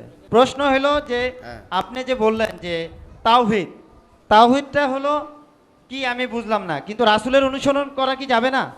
আমি আগেই বলেছি, আমি আগে তাওহীদের উপরে আসি, দাড়ি নিয়ে আমি এখন বাড়াবাড়ি করব না। আপনারা আমাকে আপনাদের মন মতো ইমাম চাচ্ছেন, আমার দাড়ি যেন এরকম থাকে, টুপি যেন এরকম থাকে, নো। আমার কাছে চাইবেন আমি যেন সত্যের পথে অটল থাকি, আমি যেন আপনাদেরকে রেখে পালিয়ে না যাই, আমি যেন এই দাজ্জালের বিরুদ্ধে লড়াইতে নেমেছি, আমি যেন অন্যায়ের কাছে মাথা নত না করি। আল্লাহর কাছে দোয়া করেন, সেটা দোয়া করেন, সেটা পারি কি না। দাড়ি আমার কাছে দাবি করেন না, এটা আমার কাছে দাবি করেন না, না হলে আমার এই আমলের ঘাটতি থাকলো আমি আল্লাহর কাছে ক্ষমা চাইব। এইটুকু আমলের ঘাটতি না হলে থাকলো আমি মেনে নিলাম, কিন্তু বাকিগুলি আমি করতে পারি কিনা সেটা দোয়া করেন, এটা 1 নাম্বার। 2 নাম্বার, আপনি তাওহীদে বুঝেন নাই, বাকিগুলি বোঝানো মুশকিল আছে। আমি আলেমদের সমালোচনা করছি না, আমি সমালোচনা করছি ধর্ম ব্যবসায়ীদের। আমাদের আন্দোলনে হাজার হাজার আলেম রয়েছেন, তাদের সমালোচনা আমি করি না। আমি করি ধর্ম ব্যবসায়ীদের, যারা ধর্মকে রুটি রুজির হাতিয়ারে বানিয়েছেন তাদের, যারা সন্ত্রাস জঙ্গিবাদ ঘটাচ্ছেন, যারা অপরাজনীতিতে ধর্মকে ব্যবহার করে সেটাকে লাইসেন্স দিচ্ছেন, আমি তাদের সমালোচনা করছি। আমি হক্কানি আলেম, সত্যনিষ্ঠ আলেম, মোমেন আলেমদেরকে সালাম জানাই, তারা আমার ভাই, তারা আমার বন্ধু, তাদের সমালোচনা আমি করতে পারি না। আর তাওহীদটা হলো আগে, তাওহীদটা এমন একটা জিনিস, এটার গুরুত্ব বুঝেন। আল্লাহর সার্বভৌমত্ব, আল্লাহর হুকুম, এটা আপনাকে জান্নাত নেবে। ইসলাম ব্যক্তিগত নয়, ইসলাম জাতিগত, সামষ্টিক। ইসলাম হচ্ছে আল্লাহর হুকুমের উপরে ঐক্যবদ্ধ থাকার অঙ্গীকার, এটা আগে। আমার জাতি সম্মিলিতভাবে আল্লাহর হুকুম থেকে সরে গিয়েছে কয়েক শতাব্দী আগে। এখন আপনাদের অন্য কোনো কাজ আসবে না, অন্য কোনো আমল নিয়ে কথা বলে লাভ নাই। আগে সবাইকে এই রাস্তার মধ্যে উঠান, তারপরে আমল নিয়ে কথা বলেন। কথা বুঝতে পারতেছি? একটা গাড়ি রাস্তা থেকে অ্যাক্সিডেন্ট হয়ে খেতে পড়ে গেছে, ডোবায় পড়ে গেছে, গাড়ির চাকা কীরকম, কালার কীরকম, ইঞ্জিন কীরকম, এটা ঠিক করবেন না গাড়িটাকে টেনে আগে রাস্তা উঠাবেন? আগে কোনটা করবেন? পুরো জাতি আল্লাহর সার্বভৌমত্ব ত্যাগ করেছে, ইবলিসের হুকুম মেনে নিয়েছে। কথা বুঝেন, ইমান থেকে আউট। আগে ইমানে ঐক্যবদ্ধ হন, আপনি জান্নাত যাবেন, তারপরে আমলে নিয়ে পরবর্তীতে আপনি কথা বলবেন, কোনো অসুবিধা নেই। আর আমি সব আলেমদের সমালোচনা করি না, হক্কানি আলেমদেরকে শ্রদ্ধা করি। হক্কানি আলেমরা আমার শ্রদ্ধাভাজন, তারা না ধর্ম ব্যবসায়ী আলেম। গত 1300 বৎসরে, 1-2 বছর না, 1300 বৎসরে যাও আল্লাহ দেওয়া, রসুলুল্লাহ রেখে যাওয়া সহজ সরল সেরাতুল মুস্তাকিম ইসলামটাকে বাড়াবাড়ি করতে করতে, টানতে টানতে, ব্যাখ্যা বিশ্লেষণ অতি ব্যাখ্যা করতে করতে করতে করতে কোথায় নিয়ে গেছে মেইন জায়গা থেকে তারা লক্ষ কোটি মাইল সরে গেছে, এখন আছে ক্ষুদ্রাতি ক্ষুদ্রের মধ্যে আবদ্ধ। মাছি যেমন মাকড়সা জালের মধ্যে আটকা পড়ে যায়, ঠিক তেমন অবস্থা হয়েছে এদের। এই ছোট্টখাটো বিষয়ের মাকড়সা জাল সৃষ্টি করছে, জালের মধ্যে এখন আটকা পড়ে গেছে। হিমালয় পাহাড় আপনি দূরের থেকে দেখেন, পুরা পাহাড় চোখে দেখবেন না, আর যদি আপনি কাছে যাইয়া একটা পাথরের মধ্যে আতসী গাছ লাগাই দেখেন, পাথরটা কি হবে? পাহাড়ের মতো মনে হবে না? পুরা হিমালয়টা আপনার দৃষ্টির বাইরে চলে যাবে না? আজকে পুরা জাতির ইসলাম সম্পর্কে কনসেপ্ট পুরা দৃষ্টির বাইরে চলে গেছে। ইসলামটা আসছে মানব জাতিকে ঐক্যবদ্ধ করে আল্লাহর হুকুম মোতাবেক মানুষের অর্থনৈতিক, সামাজিক, রাজনৈতিক সমস্ত সমস্যার সমাধান করে শান্তি প্রতিষ্ঠা করার জন্য। সেদিকে কোনো ভ্রুক্ষেপ নাই, কোনো খেয়াল নাই, এবং সেটা প্রতিষ্ঠার কোনো জেহাদও নাই, কিচ্ছু নাই। আছে খালি দাড়ি, মোষ, টুপি, টাকনু, ডাইন কাতে শোয়া, এগুলা। এই অসীম অজ্ঞতা কিভাবে এখান থেকে টেনে তুলবেন? এরা ভুলে যাচ্ছেন ওই আরব যারা লেখাপড়া জানতো না, ঠিক মতে পেটে ভাত ছিল না, 40 জন লোক লেখাপড়া জানতো না, 1000 পর্যন্ত গুনতে পারতো না, সেই প্রায় নিরক্ষর আরব জাতিকে রাসূলুল্লাহ ঐক্যবদ্ধ করে ঝড়ের মতো পরিচালিত করলেন। একটা টর্নেডো, একটা সাইক্লোন সৃষ্টি করে দিলেন। দুইটা সুপার পাওয়ার উড়ে গেল তুলার মতো। সেই নিরক্ষর, অস্ত্র নাই, অর্থ নাই, পেটে ভাত নাই, সেই জাতির সামনে আজকে আপনারা আল্লামা হইলেন, মুফতি হইলেন, মুফাসসির হইলেন। এক একটা মাদ্রাসা নাম লেখে ঐতিহ্যবাহী মাদ্রাসা, এক এক মসজিদ জ্ঞানের বহর, বিশাল ওনার টাইটেল। কি হলো? গোলাম। ফল কি? কি হলো? গোলাম। একটা ইঞ্চি মাটি নাই, আল্লাহর হুকুম চলে। একই আজ থেকে 300 বছর আগে ব্রিটিশরা দখল করলো, গোলাম বানাই দিল। সেই সময় তাদের হুকুম আমরা মেনে নিছি, আলিঙ্গন করে নিছি, এতায়া করে নিছি। সেই হুকুম থেকে বেরিয়ে আসার কোনো খেয়ালও নাই, কোনো লক্ষণও নাই। এই অন্ধত্ব থেকে রক্ষা করার উপায় কারো নাই আল্লাহ ছাড়া। তাওহীদ যেখানে আপনাকে জান্নাতে নিবে, আর কি দরকার বলেন? আর কি দরকার? আপনাকে জান্নাত নেবে কিসে? সেই তাওহীদেই নাই মিয়া। আপনি দাড়ি লম্বা ছোট দিয়ে কি করবেন? খুব সাধারণ কথা, মেয়ে মানুষের দাড়ি হয়, তাহলে তারা কি জান্নাত যাবে না জাহান্নাম যাবে? কেমনে, কি দিয়া? তাও তো দাঁড়িয়ে নেই। পৃথিবীর পূর্ব অঞ্চলে বহু মানুষের দাড়ি হয় না, তারা কোথায় যাবে? এই যে সিঙ্গাপুর, থাইল্যান্ড, ওই সমস্ত অঞ্চলে বহুত লোকের দাড়ি হয় না, পুরুষের দাড়ি হয় না, তাহলে কোথায় যাবে? তারা যদি তাওহীদে থাকে জান্নাত যাবে না? তাওহীদে আপনাকে কোনো কিছুতে ঠেকাবে না, কোনো আমল আপনাকে, কোনো গুনাহ আপনাকে ফিরিয়ে রাখতে পারবে না। সেই তাওহীদের এত গুরুত্ব কেন? সে তাওহীদের এত গুরুত্ব হচ্ছে এই জন্য, তাওহীদ ছাড়া ইবলিসের চ্যালেঞ্জে আল্লাহ বিজয়ী হবেন না, তাওহীদ দিয়েই হবে। আজকে সেই তাওহীদের গুরুত্ব নাই, সে তাওহীদের আলোচনা নাই, সে তাওহীদ মানুষ জানেই না। দাজ্জাল চলে এসেছে, সে দাজ্জাল দুনিয়াময় তাণ্ডব চালাচ্ছে, সে দাজ্জালের ব্যাপারে কোনো আলোচনাই নেই, কোনো সতর্ক বার্তাও নাই, কিচ্ছু নাই। ওনারা আছেন খালি এইগুলো নিয়ে। এই ক্ষুদ্রতার, এই সূক্ষ্মতার, এই সুন্নত নফল নিয়ে বাড়াবাড়ি করতে করতে জাতি হাজার হাজার ফেরকা মাযহাবি বিভক্ত হয়ে গেছে। এখন এদেরকে ঐক্যবদ্ধ করার মতো বিশাল কাজ, জটিল কাজ নিয়ে আমরা নেমেছি। অনেকে আমাকে পরামর্শ দেন যে আপনি দাড়ি রাখতে অসুবিধা কি, মানুষ আপনার কথা শুনবে। হ্যাঁ, আমি যদি লম্বা দাড়ি রাখি অসুবিধা কি হবে আমি বলি। অসুবিধা হবে, আপনারা ইসলাম বুঝে আমার কাছে আসবেন না, আপনারা আমার দাড়ি দেখে আসবেন। তো দাড়ি দেখে তো লক্ষ লক্ষ মুসলমান হইতেছেন, আমি ওই মুসলমান চাই না। কথা পরিষ্কার হলো? আমি চাই মোমেন, আমি চাই ইসলামটা কি আগে বুঝেন। যে লম্বা দাড়ি রাখি না, আপনি আসবেন টুপি দাড়ি দেখে আসবেন, আচ্ছা ওনার কথা শুনলে সওয়াব হইব। নো, আমি আপনার এই বদ্ধমূল ধারণায় আঘাত করতে চাই। ইচ্ছা করে দাড়ি রাখি না, ইচ্ছা করে, ইচ্ছা করে। আমি প্রমাণ দেব দাড়ি ইসলাম নয়। আমার রসুল পুরুষ ছিলেন, দাড়ি রাখতেন, কাশি রাখতেন, খুশবু রাখতেন, তারপর মিসওয়াক রাখতেন। তিনি উলাজুলা দাড়ি রাখতেন না, উনি কেটে সেটে স্মার্ট রাখতেন। হাদিস আছে, দাড়ির মধ্যে যদি কাশি লাগায় কলজা কাটা দেয়, তো রসুল কাটতেন কেন? রসুল কেটে সেটে খুব স্মার্ট করে রাখতেন, সুন্দর দেখায়। রসুল সুপুরুষ ছিলেন, মহাপুরুষ ছিলেন, রসুল বীর পুরুষ ছিলেন। রসুল আমাদের মতো এরকম নোংরা ছিলেন না। অদ্য দুনিয়াতে তিনি সভ্যতা উপহার দিয়েছেন, তিনি অসভ্য আরব জাতিকে সভ্য করেছেন, খেলাখেলি না। উনি আরবের লোক, খেজুর খেয়েছেন। তিনি পুরুষ, দাড়ি উঠছে, তিনি পাগড়ি পরতেন, জুব্বা পরতেন। আমার জন্য বাধ্যতামূলক হচ্ছে আল্লাহর হুকুম। এইবার হুকুমের উপরে আমি ঐক্যবদ্ধ হওয়ার পর, এইবার রসুল কেমনে ঘুমাইছেন কেমনে ঘুমাবো, সব হবে। রসুল কেমনে হাঁটছেন, ডাইন পা আগে দিছেন না বাম পা আগে দিছেন, সব হবে। মসজিদে ঢোকার সময় কোন পা, বাথরুমে ঢোকার সময় কোন পা, জুতা পায়ে দেওয়ার সময় কোন পা, পায়জামা পরার সময় আগে ডান পা না আগে বাম পা, ডাইন কাট না বাম কাট, হাত এভাবে রাখবো না এভাবে রাখবো। এইবার খুঁজে খুঁজে দেখবো রসুল কি করছেন। রসুল হাসি দেওয়ার সময় খোলামেলা হাসি দিয়েছেন না রুমাল একটা মুখে রাখছেন। এগুলো হলো সুন্নত, ব্যক্তিগত সুন্নত। যত আমল করবেন তত আপনার সব হবে। আপনি গোড়াই নাই, তাওহীদই নাই। আগে তাওহীদের উপরে ঐক্যবদ্ধ করেন। এই জাতিটাকে আল্লাহর হুকুম, তারা মানতেছে এখন ব্রিটিশের হুকুম, সেখান থেকে তুলে আনেন তাদেরকে। তারা বলুক আমরা আল্লাহর হুকুম ছাড়া কারো হুকুম মানি না। আপনারা ইসলামী দল, আপনারা প্রার্থী হন, আপনারা ভোট পান 3 গা, তারা ভোট পায় লক্ষ লক্ষ। তার মানে কি? জনগণ মাইনে নিচ্ছে তাদের হুকুম, ব্রিটিশের হুকুম, আল্লাহর হুকুম নেয় নাই। আপনি ওগুলো দাড়ি রাখার শিখান মিয়া, দাড়ি রাখার শিখান। আপনাদের তারপরেও আক্কেল হয় না। এদেরকে দাড়ি টুপির শিক্ষা নয়, কোনো আমলের শিক্ষা নয়, টাকনুর শিক্ষা নয়, আরবি শিক্ষা নয়। এদেরকে এখন শিক্ষা দিতে হবে একটা, আল্লাহর হুকুমের উপর তোমরা আগে দাঁড়াও, আগে ওই হুকুমের সুতা দিয়ে আগে বাঁধো, তারপরে যাই আপনার আল্লাহর হুকুম এদের উপরে কার্যকরী হবে। আল্লাহ বিয়ে করতে বলছেন কেমনে? এই যে জোর করে না, রাজি করাও, মোরানা দাও, সাক্ষী রাখো। এই যে চুক্তি করবেন এমনি, ব্যবসা করবেন এইভাবে, মাপে কম দিবেন না এভাবে, লাভ লস ব্যবসা করবেন, লাভ লস, সুদ খাবেন না, মদ খাবেন না, মধু খাবেন, মধু খাবেন, মদ বাদ দিবেন।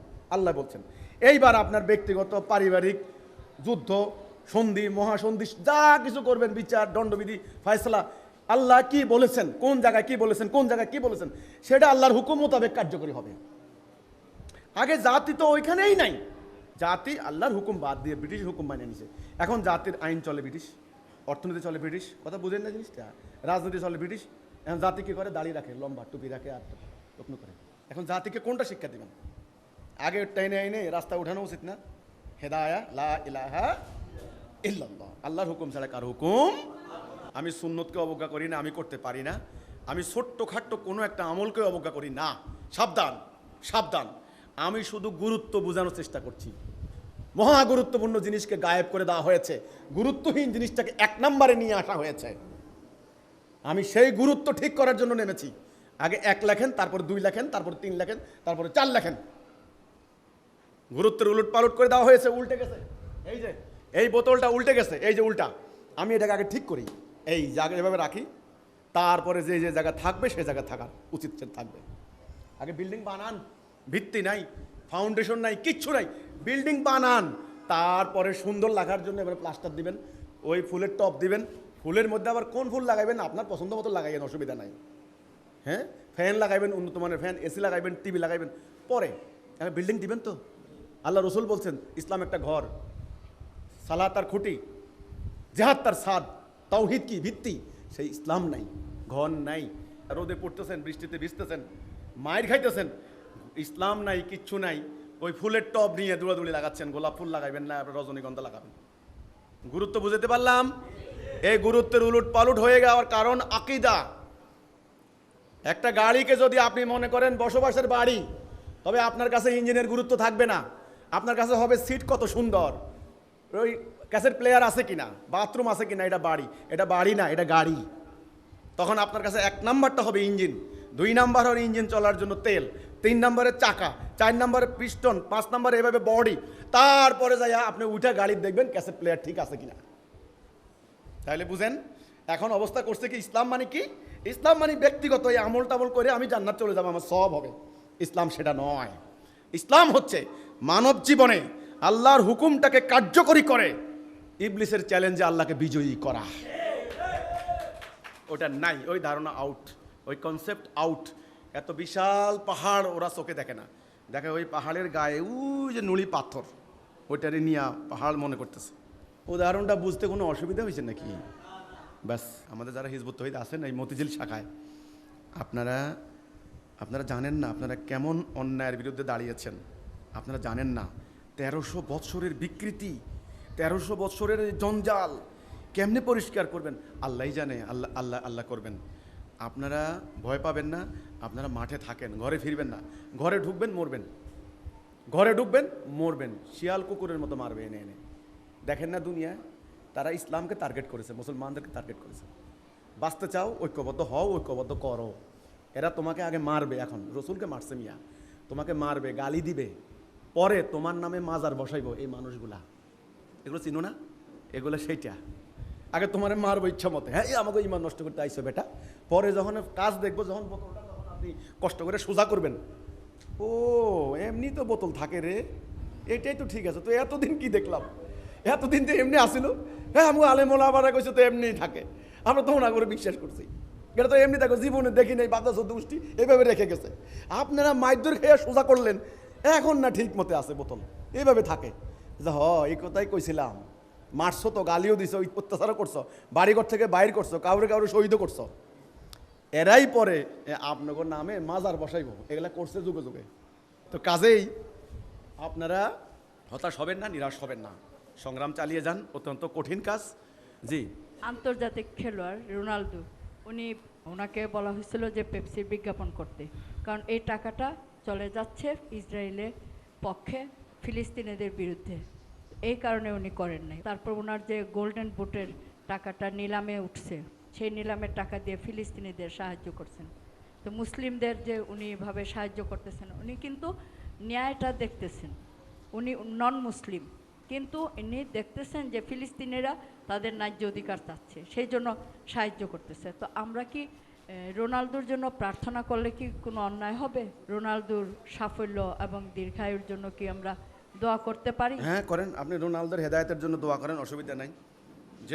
যে কোনো ভালো কাজের প্রশংসা করবেন, এটাই তো নিয়ম। যে কোনো ভালো কাজ যারা করবে তাকে প্রশংসা করবেন, তাকে প্রমোট করবেন, এটাই সত্যনিষ্ঠ মানুষের কর্তব্য। রোনালদোকে যেন আল্লাহ হেদায়েতে আনেন, আপনি সে দোয়া করেন, বেশি বেশি করেন, আমার কোনো আপত্তি নেই।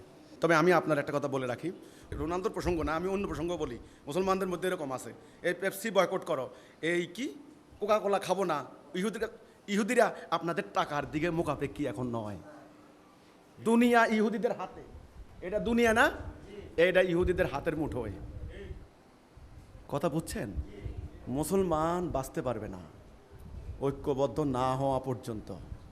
ঐক্যবদ্ধ কেমনে হবে? আমরা দাঁড়াইছি ঐক্যবদ্ধ, আমার দিয়ে দেখা তোর কথা কি শুনবো, তোর দাড়ি নেই, বাস ফিনিশ, আমি আউট, আমার দাড়ি নেই, এই জন্য আমার কথাই শুনবে না। তো আপনারা ঐক্যবদ্ধ হন না।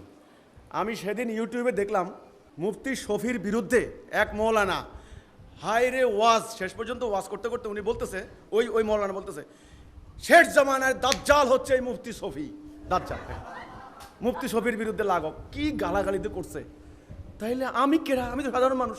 আপনারা এত বড় মুফতি, এত বড় আল্লামা, একজন আরেকজনের বিরুদ্ধে, মওদুদি সাহেবের বিরুদ্ধে সারা বছর কাফের ফতোয়া দিয়েছেন, তা আপনারাও আপনার বিরুদ্ধে, ওই যে ইন্ডিয়া জাকির নায়েক, ওনার মতো এত তার্কিক বক্তা, ওনারে কাফের ফতোয়া দিয়ে এক কান করে ফেলাইছেন। তো আপনাদেরকে তো কেউ বাঁচাইতে পারবে না, আপনাদের উপরে আল্লাহর গজব পড়ছে, একজন আরেকজনের বিরুদ্ধে আপনারা মরবেন। এই গজব থেকে উদ্ধার না পাওয়া পর্যন্ত আপনারা বাঁচবেন না। 1.5 কোটি ইহুদির হাতে লাত্তি খাইতে খাইতে আপনাদের হুঁশ নাই। এখন ঐক্য ঐক্য ঐক্য, আর কোনো কথা নাই, ঐক্য। কার গায়ে কুর্তা আছে, কার নাই, কার জুব্বা আছে, কার জুব্বা নাই, কার পাগড়ি আছে, কে মাদ্রাসা পড়ছে, কে ডাক্তার। আরে ভাই আমল বাদ দে, আমল বাদ, আমল দিয়ে কি করবি বেটা? জান্নাত যাবি তাওহীদ দিয়া, আগে ঐক্যবদ্ধ হ। এ ঐক্যই করতে পারছি না আমি। ওরাই হলো পলিসি করছে, ডিভাইড অ্যান্ড রুল, ভাগ করো, শাসন করো, যেন মুসলমান না ঐক্য হইতে না পারে। নিজেরা মারামারি করবো আর দুনিয়া চালাবো আমরা। মাত্র 1 কোটি দুনিয়া আমরা চালাই, জাতিসংঘ, ওয়ার্ল্ড ব্যাংক, IMF, ন্যাটো সব চালাই আমরা, আর তোরা মারামারি কর খালি। বাজেট দিব আমরা, ভিক্ষা দিব আমরা, ব্রিজ বানাবো আমরা, ব্রিজের খরচ হবো 10,000 কোটি টাকা, 20 বছর ধরে টাকা তুলবো, 50,000 কোটি টাকা তুলে আনবো, এটার নাম সুদের ব্যবসা। তোকে কমু বেড়া, উন্নয়ন কর্মকাণ্ড আমরা করি, দেখো বেটা। আর তোকে বাটপার রাজনৈতিক দলগুলা এগুলা করে মানুষের সঙ্গে বাটপারি করে যায়। প্রতিটা মানুষ জন্ম নিচ্ছে 10,000 টাকা করে ঋণ করে করে, আজকে যে বাচ্চাটা জন্ম নিচ্ছে ঋণ ঋণ ঋণ মাথায় নিয়ে নিয়ে জন্ম নিচ্ছে। এই মুসলিম বিশ্বের এই হচ্ছে পরিণতি। সেদিকের খবর নাই। ওই বয়সে তোমার দাড়ি কই? হিজবুত তৌহিদ আপনারা কিন্তু মাঠে থাকেন, মাঠ থেকে যাবেন না, মাঠ থেকে বাড়িতে ফিরলে কিন্তু বিপদ আছে। তারা সবাই নাম ইনশাল্লাহ ইনশাল্লাহ ইনশাল্লাহ, না হলে বিজয় ইনশাল্লাহ ইনশাল্লাহ, হয় শাহাদাত নাইলে আল্লাহর বিজয় ইনশাল্লাহ মাশাল্লাহ। এই ধর্ম ব্যবসায়ীরা আজকে একজোট হয়েছে, তাদের পরাজয় নিশ্চিত। রসুল বলেছেন তারা ফিতনা সৃষ্টি করবে, সেই ফিতনা তাদের দিকে ধাবিত হবে, মুমিনদের দিকে ধাবিত হওয়ার কথা রসুল বলেন নাই। ইনশাল্লাহ। ঠিক আছে তাইলে, আল্লাহ হাফেজ, সালামু আলাইকুম।